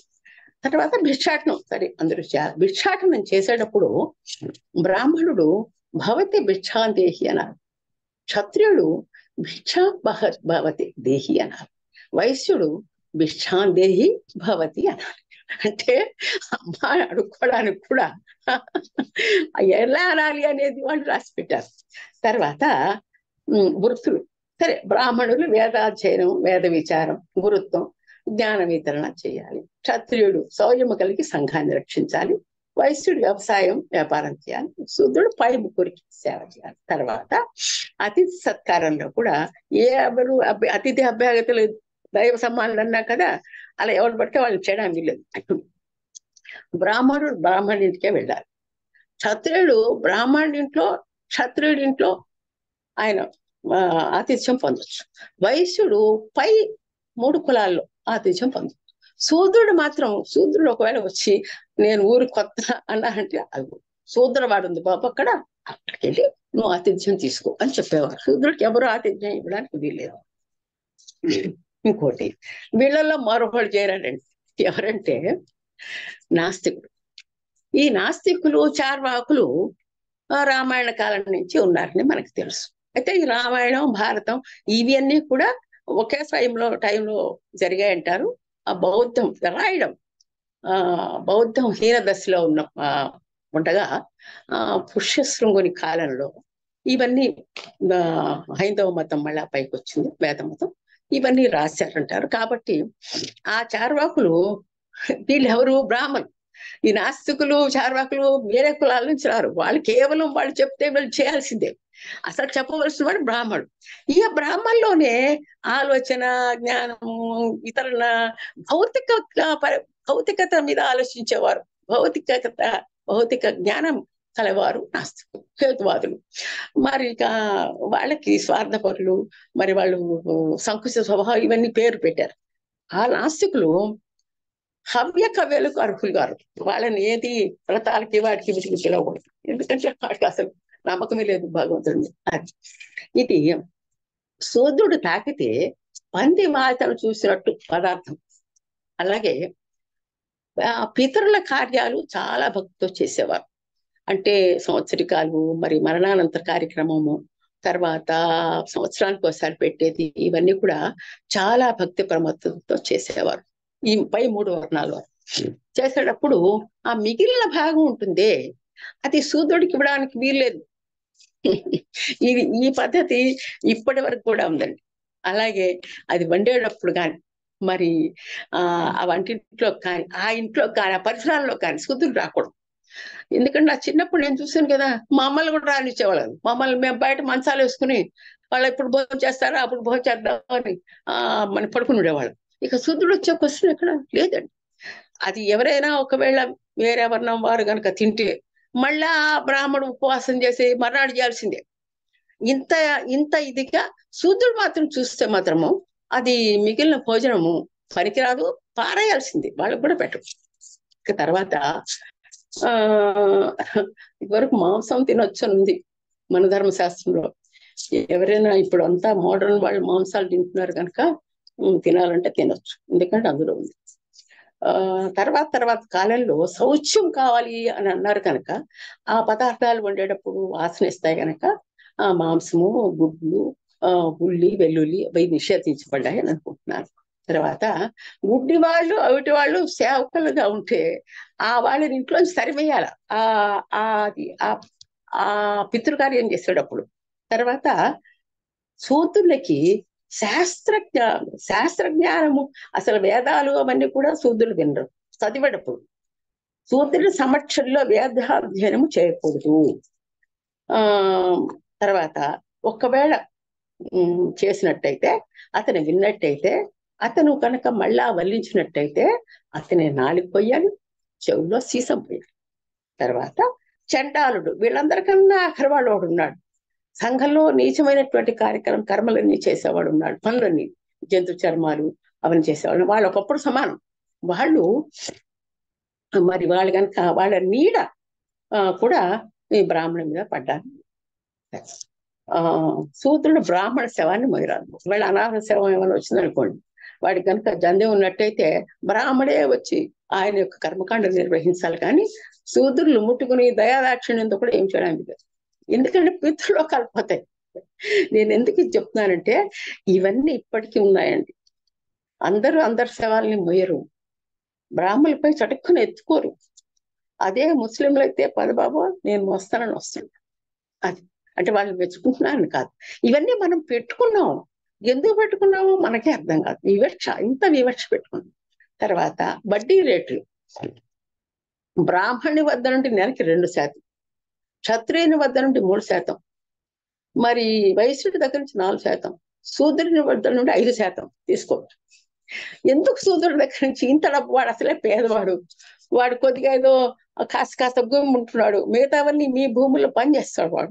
వాడికి ఏదో కాస్త డబ్బు వాడు తీసుకుంటే వాడిని హెచ్చుబట్టి ఎందుకు అని అంటే, ఇంకో చోట రాశారు, శూద్రుడు తన కుటుంబ పోషణకి కావలసిన డబ్బు మాత్రమే సంపాదించాల, ఎంత సమర్థుడైనా. లేకపోతే డబ్బు కనుక సంపాదిస్తే వాడు ఆడంబరాలకు పోయి పై కులాల వాళ్ళని, ముఖ్యంగా బ్రాహ్మణులను లెక్క చేయడు. వాడు అహంకారి అవుతాడు, అధర్మం చేస్తాడు. కాబట్టి వాడికి దగ్గర డబ్బు వెచ్చు పెరగకుండా చూడాలి అని కూడా ఉంది. తర్వాత తిట్లు కనుక తిట్టుకుంటే, మిగతా వాళ్ళంతా ఎలా తిట్టుకున్నా ఈ తిట్టుకుంటే శిక్షలు ఇలా ఉన్నాయి. శూద్రుడు బ్రాహ్మణుని తిడితే వాడిని శారీరకంగా శిక్షించాలి. నోటితే తిడితే పెదాలు కొసేయాలి, చేతితో కొడితే చెయ్యి తీసేయాలి, సమానంగా ఆసనంలో కూర్చుంటే నడుము మీద మాత పెట్టాలి, మరి ఉచ్చబోస్తే మర్మాంగం కొసేయాలి. శూద్రుడు ధర్మాలు వల్లిస్తే చెవుల్లో నూనె కాల్చిపోయాలి, నాలిక తెగిపోయాలి. ఇలా ఉందండి. మరి నేను ఉన్నదే నేను చెప్పాను, నేను చెప్పలేదు. బ్రాహ్మణునికి సేవ చేయడానికే శూద్రుడిని బ్రహ్మ సృష్టించాడు. అందువల్ల డబ్బు ఇచ్చి కానీ ఇవ్వకుండా కానీ బ్రాహ్మణుడు శూద్రుడు బ్రాహ్మణునికి సేవ చేయాలి. బాబు పండ్రా చేయరా అంటే చేయాల్సిందే, లేదు నేను రిపీట్ చేస్తాను, మహాపాపం అది. ఇప్పుడు బ్రాహ్మణ స్త్రీ కనుక ఒక శూద్రుని వివాహం చేసుకుంటే అతనికి అప్పట్లో మరణ శిక్ష విధించాలి, లేక లింగ విచ్ఛేదం చేయాలి. ఇది తర్వాత కాలంలో యాజ్ఞవల్కుడు అనే ఆయన వచ్చారట. ఆయన ఈ రెండు వర్ణాలు కలిస్తే ఏ కులాలు ఏర్పాటు అవుతాయి అనేది ఆమె లెక్క కూడా వేసి పెట్టాడు.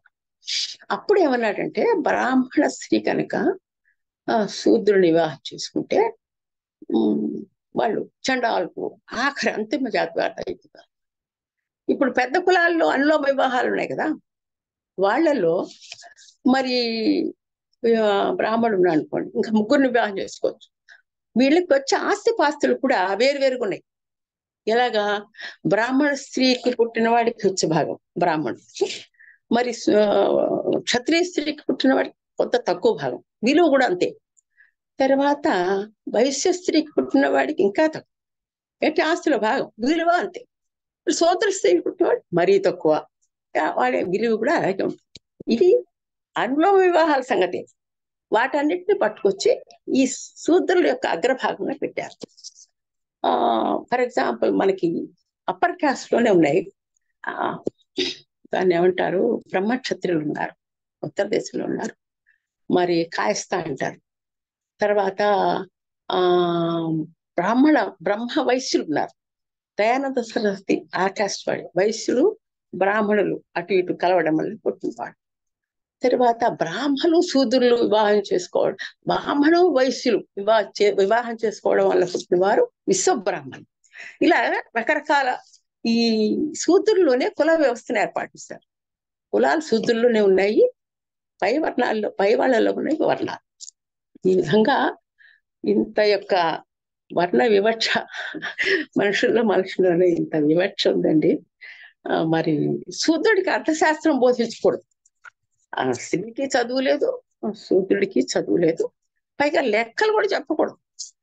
లెక్క చెప్తే వాడు ఎంత కూలి తీసుకున్నవాడు, ఏమిటి, ఎంత వడ్డీ ఇచ్చాడు, ఇంకా ఎంత వడ్డీ ఇవ్వాలా, ఇవన్నీ లెక్కలు తెలుస్తాయి కదా. లెక్కలు తెలిస్తే వాడి దగ్గర డబ్బు ఎలా తీసుకుంటాం, మన ఇష్టం వచ్చినట్టు ఎలా చేస్తాం.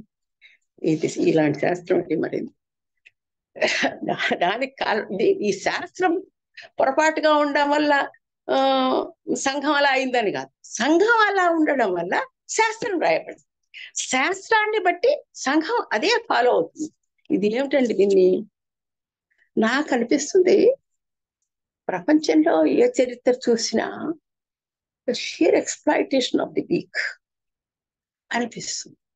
This is a caste ridden capitalistic pattern of society. మరి అంతే కదండి. ఇప్పుడు వ్యాపారం చూడండి, 100 రూపాయలు ఖర్చు పెడితే వ్యాపారస్తుడు 50 మంది పనిచేస్తే 50 రూపాయలు ఇచ్చాడు అనుకోండి, ఆయన మిగతా 50 రూపాయలు ఎవరు చేయించాడో అతను తీసుకుంటాడు. ఇండివిజువల్ గా ఏమవుతుంది, క్యాపిటలిస్ట్ సొసైటీలో ఏమవుతుంది, ఎవరు ధనం పెట్టగలరో, ఎవరి విజ్ఞానం పెట్టగలరో, ఎవరు బలాన్ని ప్రదర్శించగలరో, ఇప్పుడు కూడా అంతే అలాగే ఉంది కదా. వారు ఈ వీకర్ సెక్షన్స్, ఈ వర్కింగ్ క్లాస్, సరే కులం తీసిపారండి, కులం తీసేసినప్పుడు ఈ వర్కింగ్ క్లాస్ ఉన్నారు కదా, వాళ్ళు ఈ విధమైన ఎక్స్‌ప్లాయిటేషన్ గురవుతారు. ఇది క్లియర్ గా ధర్మబద్ధం ఇట్లాగే ఉండాలి అని రాసిపెట్టబడిన గ్రంథం ఇది. నేను గ్రంథాన్ని తప్పుపడడం లేదు, ఎందుకంటే అప్పుడున్న వ్యవస్థ అలా ఉంది. అప్పుడు శూద్రవర్ణము అసలు వాళ్ళని సంఘంలోకి చేర్చుకోని పరిస్థితుల్లో వాళ్ళు చేర్చుకున్నారు. వాళ్ళకి శూద్ర వర్ణం అని ఒక గుర్తింపు ఇచ్చారు. ఇచ్చిన తర్వాత వాళ్ళకి ఎంటైటిల్మెంట్, ఆస్తిలో భాగాలు అవన్నీ కూడా ఇచ్చారు, వివక్షతతో ఇచ్చారు. ఈ వివక్ష ఇది ఇప్పుడు లేదా అనుకోవద్దు, మనకి స్త్రీల పైన వివక్ష కనిపిస్తుంది. మీరు ఒక్కసారి అలా నేను చెప్పినట్టు లాపతా లేడీస్ తప్పకుండా నెట్ఫ్లిక్స్ లో ఉంది, చూడండి అందరూ. అసలు మనం స్త్రీలను ఎంత ఘోరమైన విద్యారహితమైన డిపెండెంట్ వ్యవస్థగా తయారు చేసామో. ఆ పెళ్లి కూతుళ్ళు మారిపోతారు, ఒకటే కొంగు వేసుకొని భర్త పేరు చెప్పకూడదు, చేతి మీద రాసుకుంటుంది, నోటితో చెప్పకూడదు, ఆ గుంగట్టు తీసి ఫోటో తీయకూడదు, చాలా తప్పు వాళ్ళల్లో. పోలీసు వాడికి కూడా భయమే, ఆవిడ్ని వెతకాలంటే ఫోటో కావాలి. మారిపోతారు పెళ్లి కూతురు.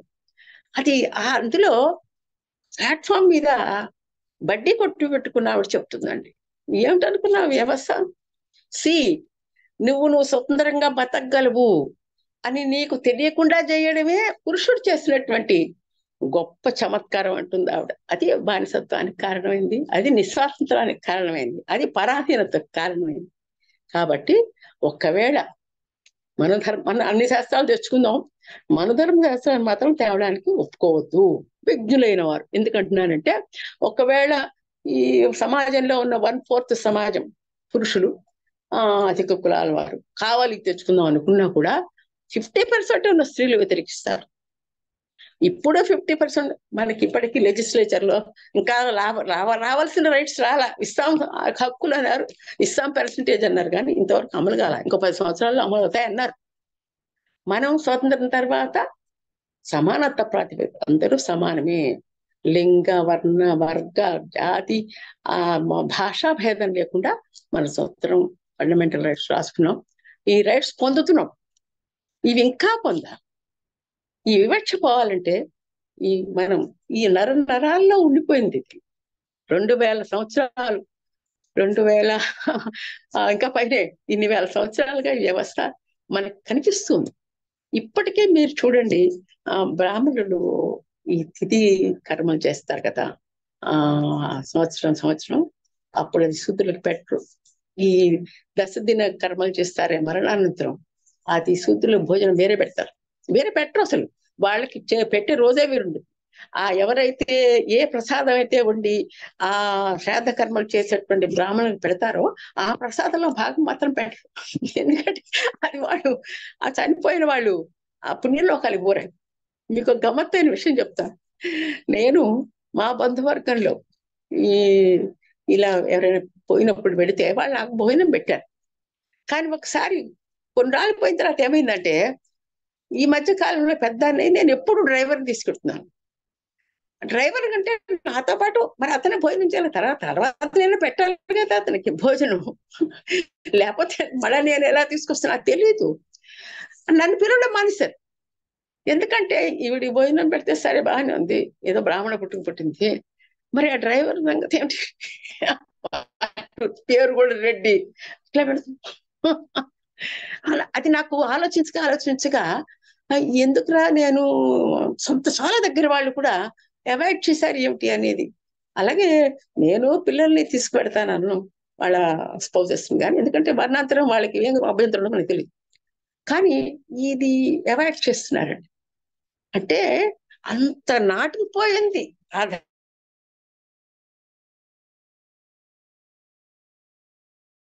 అని నేను చెప్తున్నాను. నా టైం కూడా అయిపోయింది. ఇంకా చెప్పాలంటే చెప్తూ పోవచ్చు. ఒక్కవేళ మనము ధర్మాలు మన ధర్మాలు, మన దర్శనాలు అవన్నీ తెచ్చుకోండి. ఆ వేదాలు, ఉపనిషత్తులు ఇవన్నీ గొప్ప గొప్ప గ్రంథాలు తిరిగి తెచ్చుకోవాలి. Not all that is good, bring it back. Not what all that is against equality, suppressing గా, ఆడవాళ్ళకి వ్యతిరేకంగా, మరి వర్ణ వివక్షతో కూడినవి మరి తిరిగి తీసుకొచ్చే ప్రయత్నం చేయొద్దు. ఒకవేళ చేస్తే మాత్రం సమాజంలో ఉన్న సగభాగం స్త్రీలు ముందు తిరగబడతారు. తర్వాత ఇప్పుడు వాళ్ళు మొత్తం కులాలన్నీ లెక్క వేస్తే ముందు 3 కులాలు కాకుండా, కింద వర్ణాలు కాకుండా వాళ్ళు చాలా మంది ఉన్నారు. 70% వరకు ఉన్నారట. కాబట్టి వాళ్ళంతా తిరగబడతారు. సరైనది కాదు. మనకి మంచివన్నీ తెచ్చుకున్నాం. గురువు గారిని బాగా చూడాలి, మరి తల్లికి వందనం చేయాలి, స్త్రీని గౌరవించాలి, ఇవన్నీ చాలా బాగున్నాయి, తెచ్చుకుందాం. ప్రతి స్త్రీని మాతృమూర్తిగా చూడాలి ఇవన్నీ. కానీ ఈ విషయాలు మాత్రం విజ్ఞులైన వారు, ఇది గొప్ప ప్లాట్ఫామ్. ఇది అందరూ చదువుకున్న వాళ్ళు, విజ్ఞాన ధనులు, అని తెలిసిన వారు, ఆలోచించేవారు, మరి వాల్యూస్ ఉన్నవారు కనుక నేను ఈ ప్లాట్ఫామ్ మీద చెప్పాలనుకున్నాను. నా టైం అయింది. చెప్పాలంటే స్త్రీ సమానత్వం మీద, శూద్ర అసమానత్వం మీద చాలా చెప్పచ్చు, కానీ ఇది ఇంతవరకే నేను చెప్పాలనుకున్నాను. ఈ నాదెళ్ల ఇది చేసిన ఆయన పేరు చెప్పారా, కొనుగోటి కృష్ణారెడ్డి గారండి. ఆయన ఇది ఆయన ఏం రాశాడంటే, ఆయన రాసింది నేను కంక్లూషన్ అంటాను. ఇది శూద్రుల పట్ల కఠినాది కఠినంగా క్రూరంగా వ్యవహరిస్తుంది మన ధర్మశాస్త్రం. స్త్రీల పట్ల ఔదార్యం చూపదు అని రాశారు ఆయన. తర్వాత ఈయన సంస్కృత పండితుడు ఏమంటున్నారంటే, ఈ యొక్క లాస్ట్ పేరా ఉందా చదివేస్తాను, that is the end of my speech. ఈనాడు ఈ అనువాదం ఎత్తైన ఉపయోగకారి అవుతుంది. భారతదేశం విభిన్న జాతులు పలు తెగలకు నిలయం. భారతీయ సంస్కృతి విభిన్న జాతుల సంస్కృతి. ఈ సత్యాన్ని కప్పిపుచ్చి, ఇది ఒక 70 ఏళ్ల క్రితం రాసి 60 ఏళ్ల క్రితం రాసింది. సిగ్గు ఎగ్గు లేకుండా ఈనాడు భారతదేశాన్ని మతరాజ్యంగా మార్చాలని ప్రతీప శక్తులు ప్రయత్నిస్తున్నాయి. ప్రజాస్వామ్యం ప్రసాదించే సత్వాలను కాలరాచి వేయడానికి కంకణం కట్టుకున్నాయి. భారతీయ సంస్కృతి నుంచి శబ్బరలను తెలుసుకొని దేశంలో విచ్చలివెళ్లిగా పెంచి పెరిగిపోతున్న దుష్ట శక్తుల అణచడానికి, అసమానత్వాలను నామరూపాలు లేకుండా చేయడానికి ఈ 96 పేజీల గ్రంథం తప్పకుండా తోడ్పడుతుంది అని భావిస్తున్నాను. నాగళ్ళ గురుప్రసాద్. థ్యాంక్ యూ అండి, థ్యాంక్ యూ వెరీ మచ్. చాలా సుదీర్ఘంగానే 1 అవర్ దాదాపు మాట్లాడారు. మంచి ప్రజెంటేషన్. ఎక్కడ మీరు ఎక్స్ట్రీమ్ సైడ్స్ తీసుకోకుండా వీలైనంత బ్యాలెన్స్డ్గా ఉన్నారు. ఇటు పాజిటివ్ సైడ్ కొంత చెబుతూనే దాంట్లోనే నెగటివ్ షేడ్స్ కూడా చెప్పారు. So wonderful attempt. అయితే బిఫోర్ స్టార్టింగ్ ది డిస్కషన్ నేను ఒక చిన్న ఏంటంటే, ఈ వజ్ర సూచి విషయంలో మాత్రం నిజంగానే ఇది అశ్వఘోషుడు రాసినటువంటి అంటే వజ్రసూచి ఉపనిషత్ అంటారు. 1820 ఈ డేట్, ఈ ఇయర్ క్లియర్గా మార్క్ చేసుకోండి. 1820కి ముందు దాకా ఈ వజ్రసూచి అనేది 108 ఉపనిషత్తుల్లో ఒక భాగంగానే మెజారిటీ లిటరేచర్ ఉంది. 1820లో రైస్ డేవిస్ అనేటువంటి ఒక ఇంగ్లీష్ అధికారి శ్రీలంకలో ఉన్నప్పుడు ఆయన శ్రీలంక బుద్ధిస్ట్ ఇన్ఫర్మేషన్ ద్వారా ఇది బుద్ధిస్ట్ ఉపనిషత్గా డిక్లేర్ చేశారు. మొన్నటి దాకా కూడా, అంటే దీని మీద ఇంకా చాలా, అంటే ఒకవైపునేమో దీన్ని స్ట్రాంగ్గా ఇది బుద్ధిస్ట్ ఉపనిషత్ అనేవాళ్ళు ఉన్నారు, బట్ కాదు, అలా ఏం కాదు అని ఆర్గ్యూ చేసేవాళ్ళు కూడా సఫిషియెంట్గా ఉన్నారు. రెండు వైపులా లిటరేచర్ ఉంది. ఇప్పుడు ఏంటంటే ఒకవైపు లిటరేచర్ మాత్రమే ప్రామినెన్స్లోకి వచ్చింది, కానీ I have gone through on this area that there is a controversy on that. Okay, whatever it might be. ఇప్పుడు చర్చని యాజ్ యూజువల్గా మనం ప్రొఫెసర్ వి బాలమోహన్ దాస్ గారితో మొదలు పెడతాం. అయితే ఇప్పుడు ఈ విషయం కూడా చాలా పెద్దది కాబట్టి నేను ఇక్కడ ఉన్న మెంబర్స్కి అందరికీ చెప్పే ఒకే ఒక రిక్వెస్ట్ ఏమిటంటే, మళ్ళీ మీ ప్రశ్న ఒక కౌంటర్ ఉపన్యాసంలాగా కాకుండా వీలైనంత షార్ట్గా ఉంటే మనం యాజ్ యూజువల్గా మనం అనుకున్నటువంటి 7:30 టైం లోపల మన చర్చను ముగించగలం. ఒకవేళ అలా కాదు, నా దగ్గర ఆల్టర్నేటివ్గా చెప్పదగ్గంత ఇన్ఫర్మేషన్ ఉంది అని కనుక ఎవరైనా ఫీల్ అయితే వాళ్ళు మరొక కంప్లీట్ సెషన్ తీసుకొని ఫ్యూచర్లో ఎప్పుడైనా సరే వాళ్ళ కౌంటర్ ఆర్గ్యుమెంట్ని చెప్పచ్చు అనేది నాకున్నటువంటి అభిప్రాయం. So with these few observations now I open the discussion. Professor V Balamohan Das గారు. నమస్కారం అండి. మేడం గారు, లక్ష్మీ నాగేశ్వర్ గారు చాలా విషయాలు చెప్పారు. ఉన్న సమయంలో నేను కూడా రవికుమార్ గారి సలహాను పాటించి 3 నిమిషాల్లోనే ముగిస్తాను. మిగతా వాళ్ళకి సమయం ఇవ్వాలి కాబట్టి. నేను వైశ్యుణ్ణి, నా భార్య బ్రాహ్మలు. మా పిల్లల్ని కోబ్రాలు అంటారు, అంటే కోమటి బ్రాహ్మలకి పుట్టినవారని. మా పెళ్ళైన కొత్తలో నా భార్య వాళ్ళ బంధువులింటికి వెళ్తే బయట కూర్చోబెట్టి భోజనం పెట్టారు. తరువాత నేను ఆంధ్ర యూనివర్సిటీలో ప్రొఫెసర్ అయిన తర్వాత, నాగార్జున యూనివర్సిటీలో వైస్ ఛాన్సలర్ అయిన తర్వాత ఆ ఇంట్లోనే వాళ్ళు చాలా వాళ్ళ వంటింట్లో తీసుకెళ్ళి మాకు కాళ్ళు గడిగి భోజనం పెట్టారు. అంటే ఈ కులం అన్నది పొజిషన్ని బట్టి వారు ఉన్న డబ్బును బట్టి కూడా వస్తుందని నాకైతే తప్పకుండా అర్థమైంది. ఓ చిన్న ఇన్సిడెంట్, ఇటువంటి చాలా ఇన్సిడెంట్స్ ఉన్నాయి, అవన్నీ చెప్పడానికి టైం కాదు. మేడం గారు చెప్తే మనశాస్త్రంలో చాలా మంచి విషయాలు ఉన్నాయని తెలుస్తుంది నాకు.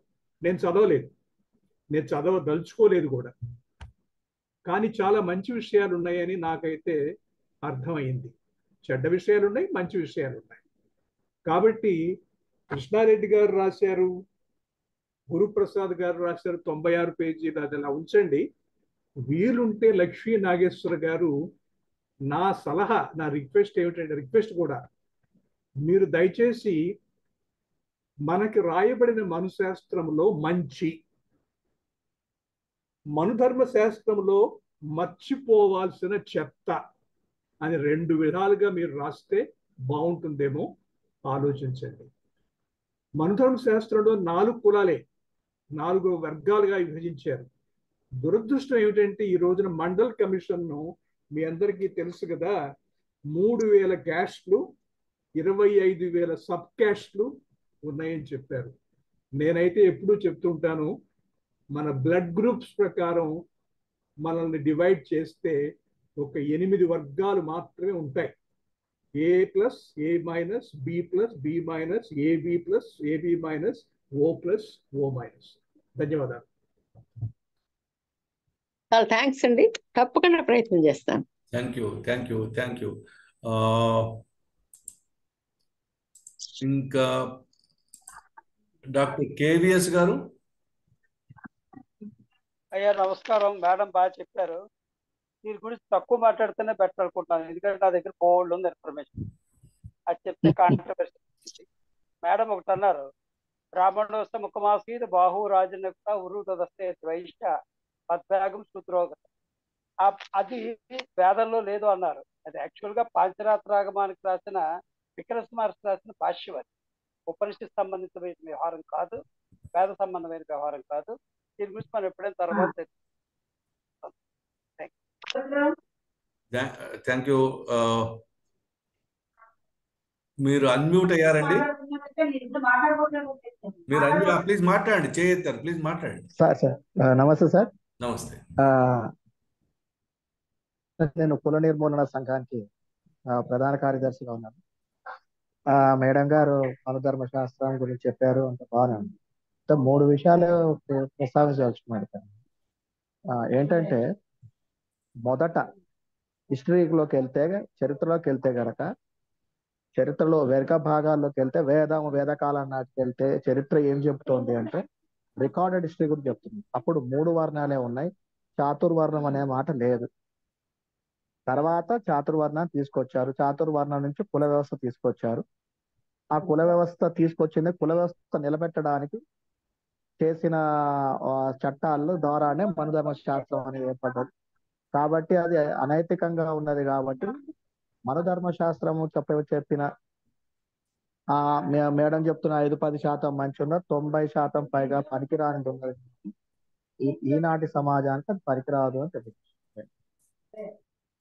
Thank you sir, thank you. Suhasini DL. Suhasini గారు, ప్లీజ్. ప్లీజ్. ఫస్ట్ నేను ఏకీభవిస్తున్నాను. ఆవిడ బుక్ రాయడం మంచిది. మనుస్మృతి మీద చాలా చర్చ జరగాల్సిన అవసరం ఉంది. అసలు రాజ్యాంగాన్ని రద్దు చేసి మనుస్మృతినే రాజ్యాంగం చేద్దామని స్థాయిలో ఇవాళ రాజకీయాలు నడుస్తున్న నేపథ్యంలో మనుస్మృతిని మళ్ళీ అధ్యయనం చేయాల్సిన అవసరం ఉంది. దాంట్లో పాజిటివ్ కంటే నెగటివ్స్ ఎక్కువ ఉన్నాయి. అంటే మెజారిటీ పీపుల్స్ వ్యతిరేకమైన అంశాలు ఉన్నది చిన్నదైనా దాన్ని పట్టుకుని వేలాడే వర్గాలు ఎక్కువ అయ్యాయి కనుక అది భూతద్దంలో కనిపించినట్టు తయారవుతుంది. కనుక మనం ఇది చెడు, ఇది ఎలిమినేట్ చేస్తే మనుస్మృతి ఓకే, లేదా మనుస్మృతిలో ఇది చెప్పాడు, ఇది కాదు, ఇది ఇవాళకి పనికిరాదు, ఇది దాంట్లో ఉన్న మంచి అని అయితే ఖచ్చితంగా రాయాల్సిన అవసరం ఉంది. మేడం నా రిక్వెస్ట్ కూడా తొందరగా రాయడం అవసరం. Thank you. Doctor Kalidas Purushottam గారు, మీరు అన్మ్యూట్ అయ్యారు. నమస్కారం అండి. నమస్తే సార్. నమస్తే. ఇది అంటే చాలా పెద్దది. ఒక రోజు కాకుండా ఇంకా ఇంకొకసారి కూడా మేడం గారు మీరు కూడా ఎవరైనా మాట్లాడచ్చు. అయితే నాకు అనిపిస్తుంది నాకు నా జీవితంలో ఇప్పుడు చూసుకుంటే కొంత నగరాల్లో సాఫ్ట్ అయింది అనేది. నేను ఎక్కడ బ్రాహ్మణ హోటల్లో మామూలుగా తగ్గిపోయింది. రెండోది ఏంటంటే అస్పృశ్యత వినపడుతోందండి. వినపడుతుంది. ఆ అస్పృశ్యత కూడా నేను నా 11వ ఏట నాకు తెలియక పొలాల్లో నుంచి వస్తూ మాలవాడలో నుంచి ఇంటికి వచ్చేటప్పటికి ఆ వార్త మాలవాడలే మా నాన్నకి చెప్పి నాకు జంజాలు మార్చడానికి సాయంత్రం 4 o'clock అయింది. అప్పటిదాకా నేను ఏమి తినలేదు. అలా జరిగిన రోజు ఇది 1950 ప్రాంతం, 51లో. కాబట్టి చాలా మార్పులు వచ్చాయి. మన ఫ్రెండ్స్ వచ్చి ఇప్పుడు మన ఇళ్లలో తింటున్న క్లాస్ కూడా ఉందనుకోండి, క్లాస్ అవుతుంది. ఉండకపోయినా కొంత మార్పులు వచ్చాయి నగరాల్లోనూ, చదువుకున్నటువంటి గ్రామాలు, గ్రామీణులు. అయినా కూడా ఒక 10 ఏళ్ల కింద నేను మా గ్రామానికి వెళ్ళి భోజనం చేయాల్సి వస్తే రాత్రి ఉండిపోయి యాదవులు స్నేహితులు, కానీ వాళ్ళు తలుపేసి లోపల పెడుతున్నారు. తలుపేశారు. ఎందుకు అయ్యా అంటే ఎవరైనా చూస్తారు సార్, మాకు చెడ్డ పేరు వస్తుంది, బ్రాహ్మణులకు అన్నం పెట్టారని. అంటే ఇది చాలా మందికి తెలియక బ్రాహ్మణులు ఒకటే పర్ఫెక్చుయేట్ చేస్తున్నారు అనుకుంటున్నారండి. ఇతర కులాల వాళ్ళకి కూడా వాళ్ళకున్న అబ్జెక్షన్స్ వాళ్ళకు ఉన్నాయి. నేను పియూసీ చదువుతూ ఒక రిమోట్ విలేజ్కి వెళ్ళి మాకు రావాల్సిన పొలం వసూలు చేయడానికి వెళ్తే యాదవులు హోస్ట్ మా పొలం చేసుకున్న వాళ్ళు నా చేత పొయ్యి మీద బియ్యం అది పెట్టి వండిచ్చారు. నాకు అంత పెద్దగా ఎక్స్పీరియన్స్ లేదు అలాంటి పొయ్యి మీద వండడం. కానీ వాళ్ళు they didn't like to feed me with their food. అంటే అటు నుంచి కూడా తెలియకో తెలుసు ఇవన్నీ ఉన్నాయి. కనుక గ్రాడ్యువల్ గా పోవాల్సిందే. అయితే వాడు కోపం వచ్చి అన్నా మనువు నోట్లో పుచ్చబోస్తానని వాడికి. అంటే ఇవన్నీ చదివిన కొత్త పిల్లలకి ఇలాంటి కసి ఏర్పడి ఉంటుంది. ఎందుకంటే చాలా వివక్ష మేడం గారు చెప్తున్నారు, ఇంకా దారుణమైన విషయాలు. ఆమె చెప్పినట్లు 5% మాత్రమే స్వీకరించింది. అయితే నేను అనుకుంటాను ఇది ఒక డాక్యుమెంట్, చారిత్రకమైన. దాని తర్వాత ఇంకా అనేక స్మృతులు వచ్చాయి, పరాశర స్మృతి, యాజ్ఞ. ఇది అబ్సొల్యూట్ అయిపోయింది. స్మృతుల్లో మన ధర్మశాస్త్రం ఆచరణలో లేదు కూడా. కానీ మనం చారిత్రకమైనటువంటి డాక్యుమెంట్ గా మనం పరిశీలించడం తప్ప ఇప్పుడు ఇంకేమీ లేదు. నాకు అవకాశం ఇచ్చినందుకు నమస్కారం. Thank you sir. నమస్తే. డాక్టర్ భాస్కరాచారి గారు. నమస్కారం అండి. నాకు లక్ష్మీ నాగేశ్వర్ గారి లెక్చర్ చాలా బాగా అనిపించింది. ప్రధానమైంది వారి లెక్చర్లో 10% అయినా సరే మంచి ఉంటే మనుస్మృతిలో దాన్ని తీసుకొని ప్రాపగేట్ చేయాలని చెప్పారు, అడ్వకేట్ చేయాలని చెప్పారు. సో అది చాలా పాజిటివ్ పాయింట్. అయితే ఎవల్యూషన్ థియరీగా చూసినా కూడా, నేను సైంటిస్ట్ కాబట్టి చెప్తున్నాను, ఎవల్యూషన్ లో యూజ్ అండ్ డిస్యూజ్ థియరీ అంటే చెడ్డలు దాన్నే మెల్లిమెల్లిగా పోతుంటుంది. మనమందరం ఇప్పుడు మీరు మాట్లాడిన వీళ్ళందరూ కూడా చూస్తుంటే ఏమిటి అంటే ఆ చెడ్డ చాలా మటుకు సమాజంలోంచి వెళ్ళిపోతున్నది. అది మనం చూస్తున్నాం. అది ఎవల్యూషనరీ థియరీ. అయితే ఈ రోజు పాటిస్తున్నది ఆ విషయాల్లో చాలా తక్కువే. అయితే ప్రొఫెసర్ వైస్ ఛాన్సలర్ గారు, వారి పేరు నేను మర్చిపోయాను, వారు మాట్లాడిన దాంట్లో చాలా స్ట్రాంగ్ పాయింట్ నేను వారితో ఏకీభవించేది ఏంటంటే, కులం కంటే కూడా ఇప్పుడు ఆర్థికమైనటువంటి కులమే ఎక్కువగా ఉంది సమాజంలో.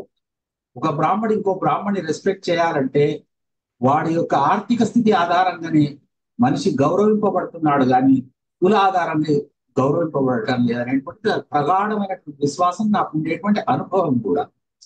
కాబట్టి ఓ రకంగా ఈ చెడును సమాజంలో చరిత్రలో ఉంది కాబట్టి, కానీ ప్రస్తుతం నడుస్తున్నటువంటి కాలమాన పరిస్థితులలో మంచిని ఏదైతే వారు తీసుకురావాలని అన్నారో దాన్ని అడ్వకసీగా ప్రాపగేట్ చేయడం నుంచి ఈ చెడ్డ సమాజంలో వచ్చి వెళ్ళిపోతుంది. కానీ పదే జరిగినటువంటి విషయం మనం మాట్లాడుకోవడం నుంచి ఒక రకమైనటువంటి భేదభావం ప్రజల్లో కలుగుతుందేమో అనేటువంటిది నా అభిప్రాయం. దానికంటే పాజిటివ్ ఆస్పెక్ట్ తీసుకురావడం నుంచి, పాజిటివ్ దృక్పథంలోని ప్రజలను మలచడం నుంచి ఈ నెగిటివ్ ఆస్పెక్ట్స్ సమాజంలోంచి శాశ్వతంగా దూరం అవుతాయని చెప్పి నా ప్రగాఢ విశ్వాసం. Thank you. Thank you sir. Doctor Muralidhar గారు. Doctor Muralidhar sir, good evening sir. Madam గారు యాజ్ యూజువల్ గానే చాలా డీటెయిల్స్ అన్ని కూడా స్టడీ చేసి చెప్పినారు. మీరు అన్నట్టు డిమాండ్స్ సర్టన్ మళ్ళా ఇంకొక క్లాస్ అవుతుంది మనం ఎవరు మాట్లాడడం పూనుకున్నా కానీ సరే. అందుకే ముందే ఒక 2 నిమిషాలు మాత్రమే మాట్లాడతానని చెప్పి డిక్లేర్ చేసి బ్రాడ్ గా బర్డ్ సైజ్ వ్యూ ఏమనంటే, హోమోసెపియన్స్ గా మనం వచ్చినప్పటి నుంచి మనం నియాండర్తల్స్, డెనిసోవాన్ వీళ్ళ నుంచి వాళ్ళు ఎట్లా అంటే they are too similar to ignore Neanderthals and they are too different to tolerate. Too similar to ignore, వాళ్ళు మనుషులే కానీ మనుషులు కాదు. దాని తర్వాత వాళ్ళు డిఫరెంట్గా ఉంటారు. ఎంత డిఫరెంట్గా ఉంటారంటే వాళ్ళని మనం టాలరేట్ చేయలేము. అందుకు ఇది ఏమైపోయిందంటే డెనిసోవాను, నియాండర్తలు వాళ్ళు వెళ్ళిపోయి వాళ్ళతోటి మనకు సెక్షువల్ రిలేషన్స్ అవి కూడా ఉండడం వల్ల ఒక 4% జీన్స్ మన బాడీలో వచ్చేసినాయి. దాని తర్వాత సొసైటీని డెవలప్ చేస్తున్నటువంటి క్రమంలో మనుస్మృతి నాకు ఈ హమ్మురాబి, బాబిలోనియాలో హమ్మురాబి సంబంధించినటువంటి ఇవన్నీ కూడా ఒకేలాగా అనిపిస్తాయి. వీటన్నిట్లలో కూడా ఎక్కడ కూడా సమానత్వము అవి ఇవి ఈ అంశాలు ఆ టయానికి అవి ఆదర్శవంతమైనటువంటి భావాలే. ఏది ఆ టైంలో బాబిలోనియాలో ఉన్న హమ్మురాబి సూత్రాలు కానీ లేదా మనుస్మృతికి సంబంధించినటువంటి సూత్రాలు కానీ సొసైటీని ఏదో ఒక పద్ధతుల్లో మనము నిలబెట్టడానికి చేసినటువంటిది. అయితే ఇప్పుడున్నటువంటి ఈ రియాలిటీస్ వీటిలలో తీసుకుంటే మాత్రము they are worth being thrown into dustbins అనేదే నాకు అనిపిస్తుంది. 90% లక్ష్మీ నాగేశ్వర్ గారు చెప్పినటువంటి విషయాలు అట్లనే ఉన్నాయి. 10% విషయాలు మంచివి కూడా ఉంటే ఉండొచ్చు. మన రాణి శివశంకర్ శర్మ మన మిత్రులు ఆయన లాస్ట్ బ్రాహ్మణ్లో ఆయన ఒక అద్భుతమైనటువంటి విషయం చెప్తాడు. ఈ మనుస్మృతులు వీటన్నిటిని తగలబెట్టడము దీనివల్ల ప్రయోజనం లేదు. ఆల్రెడీ భావజాలం అన్నటువంటిది అందరి మనసుల్లో కూడా ఉండిపోయింది. శూద్రులకు మేము తక్కువ వాళ్ళము అన్నటువంటి భావన అనేది ఉండిపోయింది. బ్రాహ్మణులకు మనం బ్రాహ్మణులం ఆధిక్యులము అన్నటువంటి భావన అనేది ఉండిపోయింది. వీటికి వ్యతిరేకంగా జరుగుతున్నటువంటి మానసిక పరివర్తన అన్నటువంటిది ఒకటే దీనికి ఆన్సర్ తప్ప ఇంకా ఏం కాదు. అంబేద్కర్ అన్నటువంటిది వివాహాలు కులాంతర వివాహాలు అన్నటువంటివి జరిగితే బాగుంటుందన్న ఒక ప్రపోజల్ అన్నటువంటిది తెచ్చినాడు. ఇట్లాంటివి ఎన్ని జరిగినా కానీ సరే ఇది పోవడానికి ఇంకా కొంత టైం అన్నటువంటిది తీసుకుంటుంది. వీటన్నిటిని కూడా దృష్టిలో పెట్టుకొని సార్ అన్నట్టు మేడం గారు ఒక పుస్తకం అంటే భవిష్యత్ తరాల గురించి ఇవన్నీ కూడా రాస్తే మంచిదే. ఇంత మునుపు ఉన్నంత దుర్మార్గాలుగా లేకపోయినా కానీ సరే, ఓవర్ట్గా లేకపోయినా కానీ సరే, కోవర్ట్గా ఈ రకమైన డిస్క్రిమినేషన్, భేదభావము, ఈ రకమైన ఆలోచనలు ఇవన్నీ కూడా ఇప్పుడు సమాజంలో ఉన్నాయన్నటువంటిది అది వాస్తవం అండి. ఇంతకంటే ఎక్కువ మాట్లాడితే బాగుండదని చెప్పేసి దట్ ఆపేస్తున్నాం. Thank you sir. Thank you madam. Thank you very much for your nice talk and presentation. Chandan గారు స్పీకర్ ఆన్ లో ఉంచారు. చందన్, నమస్కారం అండి అందరికి.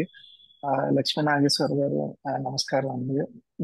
మీరు ఇప్పుడు ఇచ్చిన ప్రసంగంలో 90% అందరూ చెప్పినట్టే అందరూ ఆమోదించదగిందే. మన మనుస్మృతిలో ఉన్న వేరే చెత్తను తీసి పాడేయాల్సిందే, అందులో ఏమాత్రం సందేహం లేదు. కానీ ఇక్కడ ఒకే ఒక చిన్న నా అభిప్రాయం అనుకోండి, ప్రశ్న అనుకోండి, ఇందులో చాలా వరకు ఎంతవరకు అమలయ్యింది అన్నది ఒక కోణాన్ని చూడాలి. రెండోది, ఈ కొత్త నవీన యుగంలో దురదృష్టవశాత్తు ఈ మనుధర్మ శాస్త్రాన్ని వెనక్కి తీసుకొచ్చింది ఎవరు అంటే బ్రిటిష్ వారు. విలియం జోన్స్ ట్రాన్స్లేషన్, అందులో institutes of Hindu law or ordinances of Manu అని ఆయన వారెన్ హాస్టింగ్ ఎప్పుడైతే ఇక్కడ చేయాలి అనుకున్నారో, మన ఇక్కడే శిక్షా స్మృతి, మన భారతీయ సమాజానికి కావాల్సిన శిక్షా స్మృతి ఏముండాలి అని చూసినప్పుడు మహమ్మదీయులకేమో ఖురాన్ ప్రకారం, జంటూస్కేమో వాళ్ళ శాస్త్రాల ప్రకారం అని అన్నారు. తర్వాత విలియం జోన్స్ ఎప్పుడైతే జడ్జిగా వచ్చారో సుప్రీంకోర్టు ఫోర్ట్ విలియంలో పెట్టినప్పుడు ఈయన దాని దాని దాన్ని తీసుకొచ్చారు. అల్సిర్జియా అండ్ మనుస్మృతిని ట్రాన్స్లేషన్ చేయించి దాన్ని ఈయన వెనక్కి తీసుకొచ్చారు. సో ఒక రకంగా చెప్పాలంటే మీరు ఆఖరణ మీరు చెప్పిన దాని ప్రకారం వెనక్కి తీసుకురాకూడదు అన్న దాన్ని ఖచ్చితంగా సమర్థించాలి. కానీ ఇది ఆల్రెడీ ఒకప్పుడు వీరు తీసుకొచ్చి 1770 ఆ టైం నుంచి 1860 ఆ టైం వరకు పర్టికులర్లీ మీరు ఈ వివాహన కానీ లేదు ఇన్హెరిటెన్స్ గురించి కానీ వచ్చినప్పుడు ఈ వీళ్ళనే పండిట్స్నే కూర్చోబెట్టి కచేరీలో చేయించారు అన్నది మనకి హిస్టరీ ఉంది. సో దీని వల్లనే ఎక్కువ ఇంపాక్ట్ పడిందేమో సొసైటీ మీద పూర్వం కన్నా. ఎందుకంటే దీనికన్నా పూర్వం చూస్తే మీరు వేద కాలంలో మాతంగ మహర్షి నుంచి మహాభారత కాలంలో బాదరాయణ వ్యాసుడి వరకు వీళ్ళు అనులోమ ప్రతిలోమ వివాహాలు, ఈ కుల వ్యవస్థ వర్ణం కానీ కులం కానీ సంకరం జరిగినవి చాలా ఎగ్జాంపుల్స్ ఉన్నాయి. వాళ్ళని బహిష్కరించడం కానీ వాళ్ళని ఏహ్యంతో చూడడం కానీ ఉన్నాయనే అనుకుంటున్నాను. కానీ ఇలా కూడా జరిగాయి. కానీ ఎప్పుడైతే ఈ చట్ట వ్యవస్థలోకి మనుస్మృతిని తీసుకొచ్చారో అప్పుడు ఇంకా ప్రాబ్లమ్స్ వచ్చాయన్నది ఒక అభిప్రాయం. ఇదే చెప్దాం అనుకున్నాను. నమస్కారం. థ్యాంక్ యూ చందన్ గారు. మీరు చెప్పిన వ్యూ పాయింట్ నాకు కూడా ఉంది అభిప్రాయము. యాక్చువల్గా ఏం జరిగింది అంటే ఈ 18th సెంచురీ బిగినింగ్ నుంచి భారతదేశంలో అంటే వాళ్ళ దేశాలలో ఇంగ్లాండ్లో ఎలా అయితే ఒక యూనిఫైడ్ లా ఉందో అలాగే భారతదేశానికి కూడా ఒక యూనిఫైడ్ లా ఉంది అనేటువంటి ప్రయత్నం, దాన్ని రికగ్నైజ్ చేసే ప్రయత్నంలోనే మనధర్మ శాస్త్రాన్ని ఒక ధర్మశాస్త్రంగా గుర్తించడం జరిగింది ఆధునికతలో. ఇది మామూలుగా చరిత్రకారులు కానీ ఈవెన్ దాదాపు 1920-30 దాకా రాసిన అనేక మంది వెస్టర్న్ చరిత్రకారులు కూడా ఈ 18th సెంచరీలో ఇంగ్లాండ్ యొక్క ఒపీనియన్ ఏదైతే ఉందో అది రాంగ్ ఒపీనియన్. మనధర్మ శాస్త్రము అనేది గత 1000-1500 ఏళ్లుగా ఎక్కడా ఇంప్లిమెంటేషన్ లేదు. దీన్ని identification of unity of law అంటారు మన మామూలుగా లీగల్ టర్మ్ లో. ఆ ప్రయత్నంలో భాగంగానే దీనికి ఎక్కువ ప్రామినెన్స్ ఇచ్చారు అనేటువంటి మాట దాదాపు చరిత్రకారులు చెప్పారు. కానీ మళ్ళీ 1930s తర్వాత దీని మీద చర్చ మరింత విస్తృతంగా కావడానికి వేరే రాజకీయ కారణాలు అవి వచ్చాయి. So thank you very much అండి. Thank you for your intervention. ఇంకా ఎవరైనా సరే వాలంటీర్గా తమంతకు తాముగా అన్మ్యూట్ చేసుకొని మాట్లాడతారండి. ఎందుకంటే దగ్గర మనం 7:28కి వస్తున్నాము. కొద్దిగా టైం మాత్రమే ఉంది. నేను అదే పనిగా పిలిచి మీ చేత మాట్లాడించే కంటే కూడా వాలంటీర్గా ఎవరైనా అన్మ్యూట్ చేసుకొని మాట్లాడితే I will be more happy. Tirumala. నమస్కారం అండి.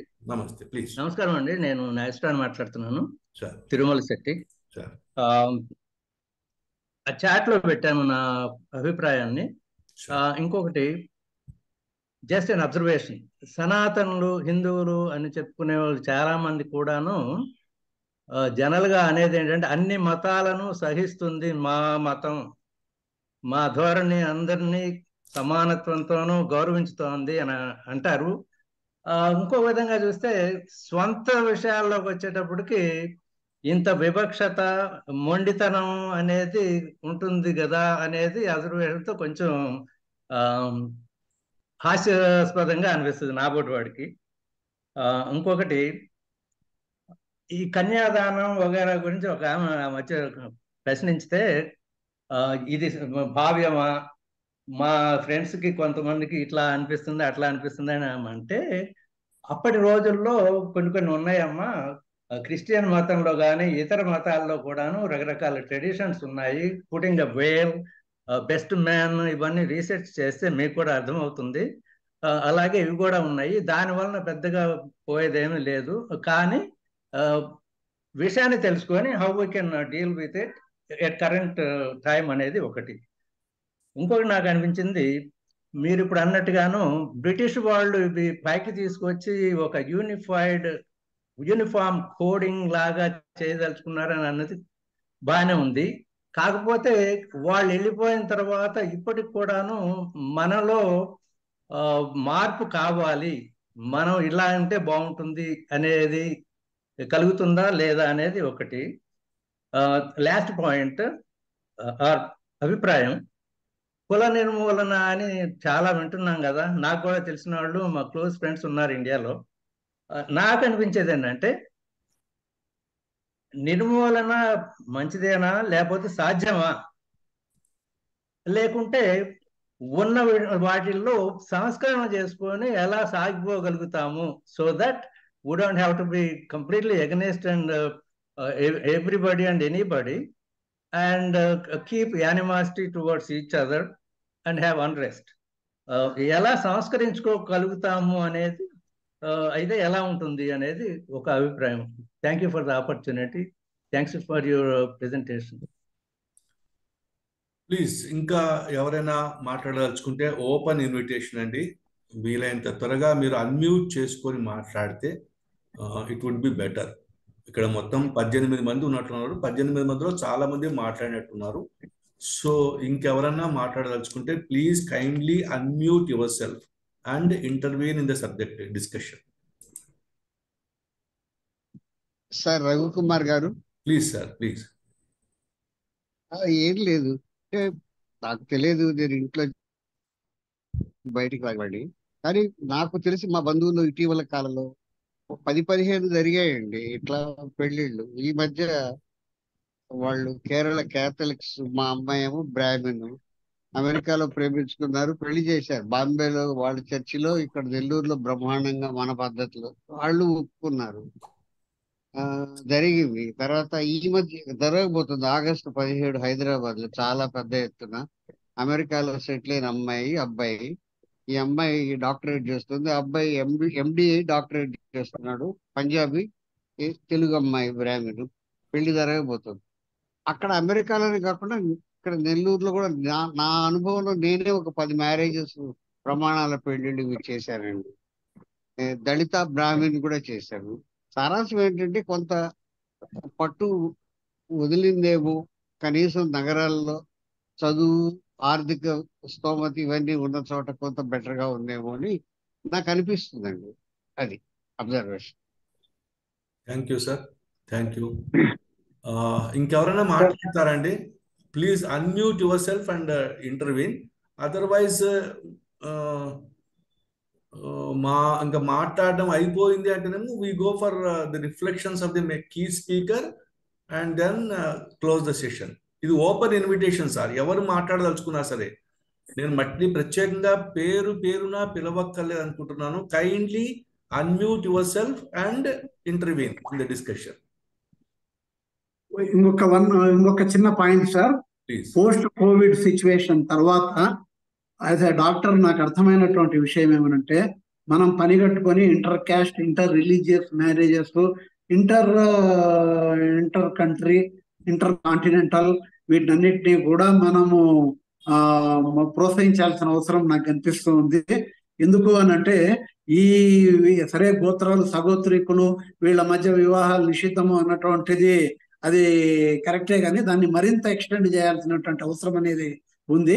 నేను గమనిస్తున్నటువంటి దాంట్లో వైశ్య కమ్యూనిటీస్ లో వాళ్ళు కొంత శుద్ధమైనటువంటి రిలేషన్స్, వీటి వల్ల మొన్న కోవిడ్ లో ఎక్కువ డ్యామేజ్ అయింది Vaishya community, Brahmin community, upper communities, lower communities. వీళ్ళు ఇంటర్ క్యాస్ట్ మ్యారేజెస్ అవి వీటిలలో కొంత ఎక్కువే కాబట్టి వాళ్ళు తప్పించుకున్నారు. దీనికి సైంటిఫిక్ బేసిస్, జెనెటిక్ బేసిస్ ఇవన్నీ కూడా పుష్కలంగా ఉన్నాయి. కాబట్టి లక్ష్మీ నాగేశ్వర్ మేడం గారు దీన్ని పనిగట్టుకొని ఈ యాంగిల్ ను కూడా ప్రచారం చేయాల్సినటువంటి బాధ్యత అనేది ఉంది. Thank you sir. డాక్టర్ గారు, ఇప్పుడు పెళ్లిళ్ళు మగవాళ్ళు చేసుకుంటున్నారు, ఆడవాళ్ళు కూడా చేసుకుంటున్నారు. అది కొద్దిగా ప్రకృతి విరుద్ధమేమో అని నాకు అనిపిస్తుంది, కానీ నేను I'm not competent enough to comment on that sir.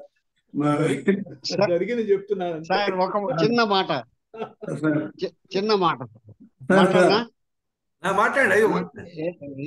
2 ఏళ్ల కింద ఒక పెళ్లి జరిగిందండి. అబ్బాయి అమెరికా, అమ్మాయి అమెరికా, ప్రేమించి పెళ్లి చేసుకున్నారు. అబ్బాయి నెల్లూరు అబ్బాయి, పెద్ద రెడ్ల ఆస్తిపరుడు, సోషల్ స్టేటస్ ఉన్న అమ్మాయి. అమ్మాయి ఏమో బ్రాహ్మణుల అబ్బాయి. వాళ్ళ తండ్రి పెద్ద కథా రచయిత. ఆ పక్కన కూర్చున్నప్పుడు రాయుడు గారు నాతో అన్నారు, మన్నన్ రాయుడు గారు నాకు ఫ్రెండ్ కూడా, పురుషోత్తం అసలు సంతోషించాలి, ఒక అమ్మాయి మన కూతురు ఒక అమ్మాయిని చేయబట్టుకొని తీసుకొచ్చి ఈ అమ్మాయిని ప్రేమిస్తున్నాను పెళ్లి చేసుకున్నాను నోరు మూసుకొని చేయాల్సిన పరిస్థితులు వచ్చినాయి మనకి, చాలా సంతోషించు, ఇది ఒక రెడ్లు ఒక బ్రాహ్మణులు అయితే అన్నాడు. మీరు చెప్పింది కరెక్టే రండి. అది అమ్మాయిని కూడా మనం ఏం చేయలేము, వాళ్ళు ఇష్టపడితే ఇంకా నోరు మూసుకొని ఉండాల్సిందే. Thank you. So can we come to the end of the session by allowing the key speaker to say certain concluding words? ఓకేనా అండి, లేదా ఇంకేమైనా మాట్లాడతారా? ఇప్పుడు మాకు ఈ కోర్టు భాషలో చెప్పాలంటే 1వసారి 2వసారి 3వసారి అనౌన్స్ చేయాలి. అలా కాకుండా ఎవరన్నా మాట్లాడతారు అంటే లేదు. సార్ గురుమూర్తి గారు మీరు నెక్స్ట్ సెషన్ కి రెడీ అవ్వాలి సార్. గురుమూర్తి గారు, హలో గురుమూర్తి గారు, ఫ్యూచర్ లో మీరు 1 or 2 weeks లో మీరు ఒక సెషన్ తీసుకోవడానికి రెడీ అవ్వాలి. గురుమూర్తి గారు మంచిదండి. Subject is your choice. Yes sir, మీకు ఒకసారి పెట్టాను నేను. పెట్టారు, మళ్ళీ మనం కొంతకాలం గడిచిపోయింది కాబట్టి మళ్ళీ మాట్లాడుకుందాం ఒకసారి. అలాగే సుధీమతి గారు. లక్ష్మీ నాగేశ్వర్ మేడం, నేను డాక్టర్ శారద ఇద్దరం కూడా ఇంటర్ క్యాస్ట్ మ్యారేజ్ మేడం, మీలాగే. మేడం లక్ష్మీ నాగేశ్వర్ మేడం, రవికుమార్ గారు,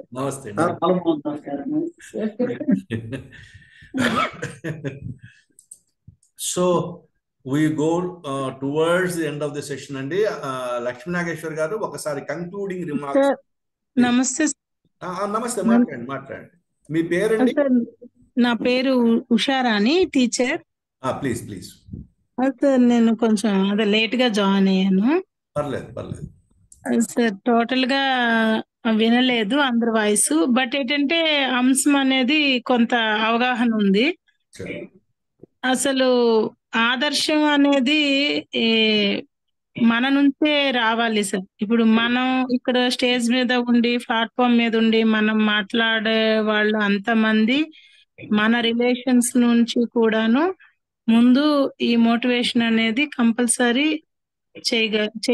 చేయడానికి ముందడుగు వేయగలగాలి. ఇంకోటి ఏంటంటే developed countries, developing countries,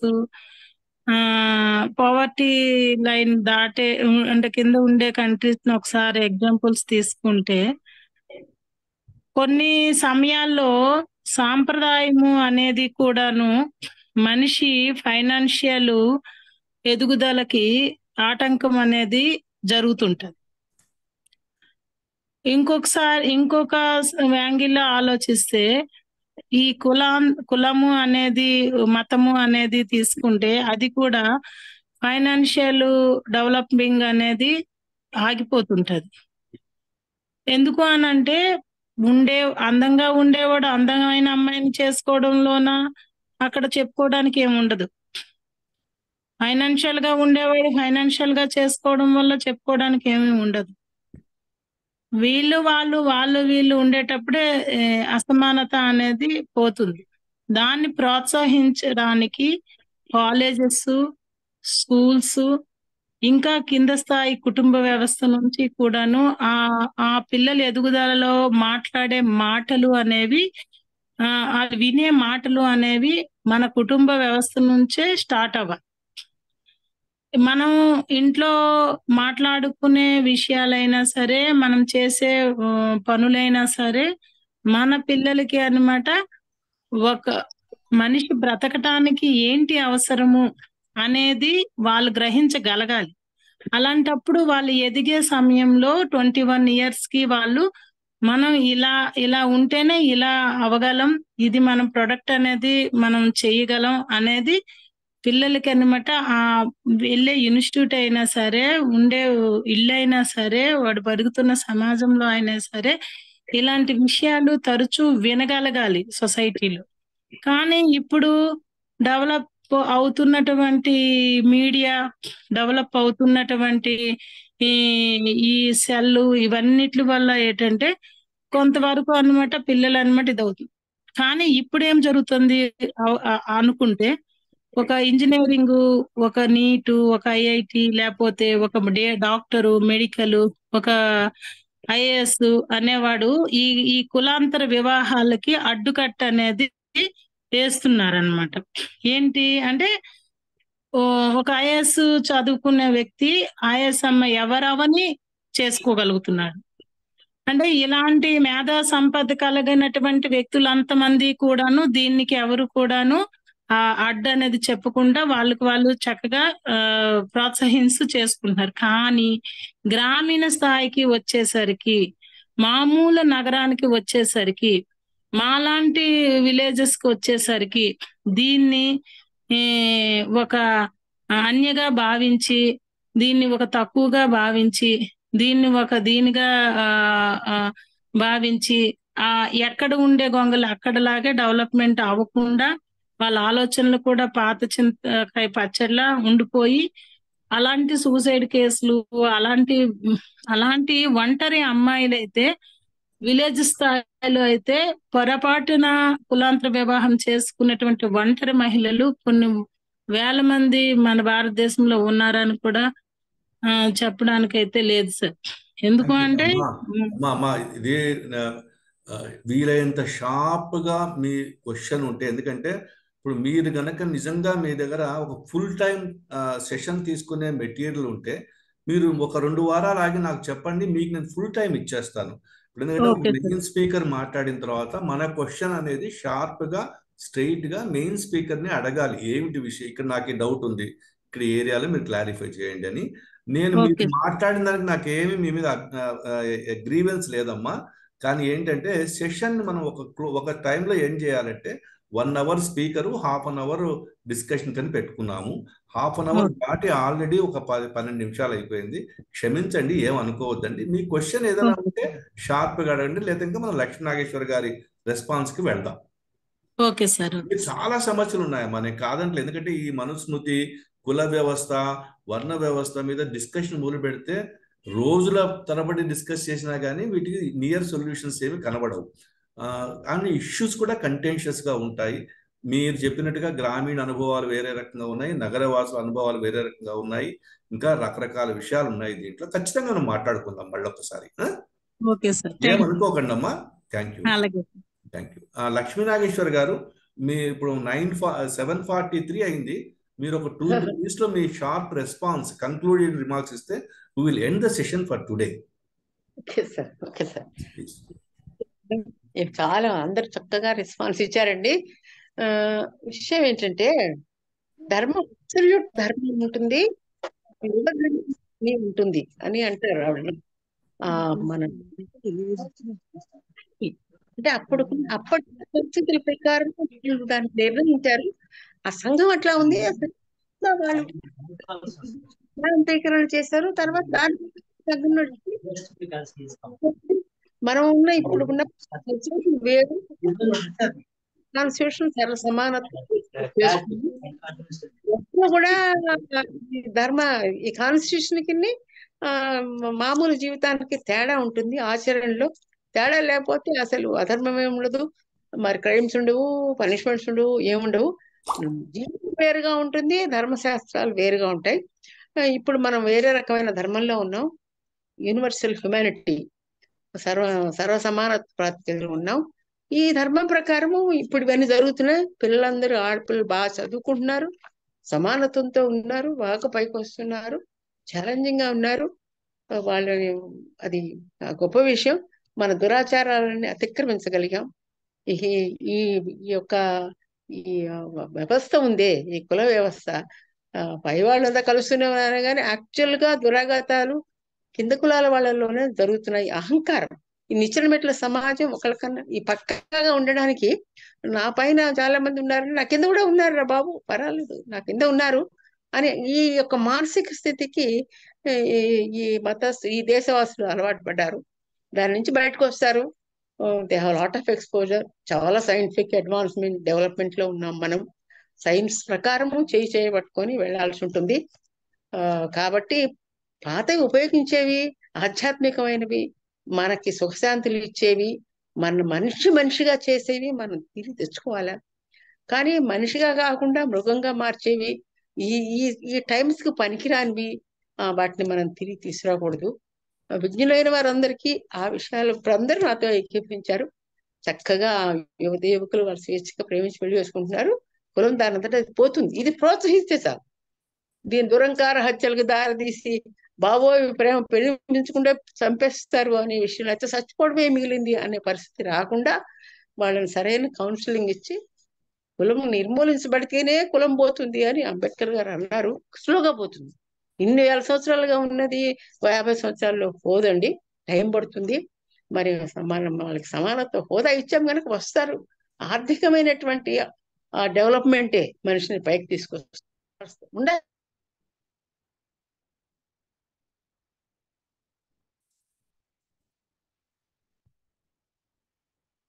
Nageshwar గారు మళ్ళీ మీరు డిస్కనెక్ట్ అయిపోయినట్టున్నారు. So for this session will end the session అండి. Thank you very much. అంటే నేను ఇలా అంటే డిస్కషన్ ఇంకా చాలా చేయొచ్చు. ఈ సమస్యలు ఇలాంటివి, ఈ మనధర్మ శాస్త్రం గురించి కానీ కొన్ని విషయాలు వచ్చినప్పుడు చర్చ చాలా అనెండింగ్ గా, చాలా లెంగ్దీగా ఉంటుంది. ఆ విషయాన్ని మనం యాక్సెప్ట్ చేయాలి. ఒక సెషన్లోనో ఒక 1.5 అవర్లోనో ఈ చర్చలు ముగియవు.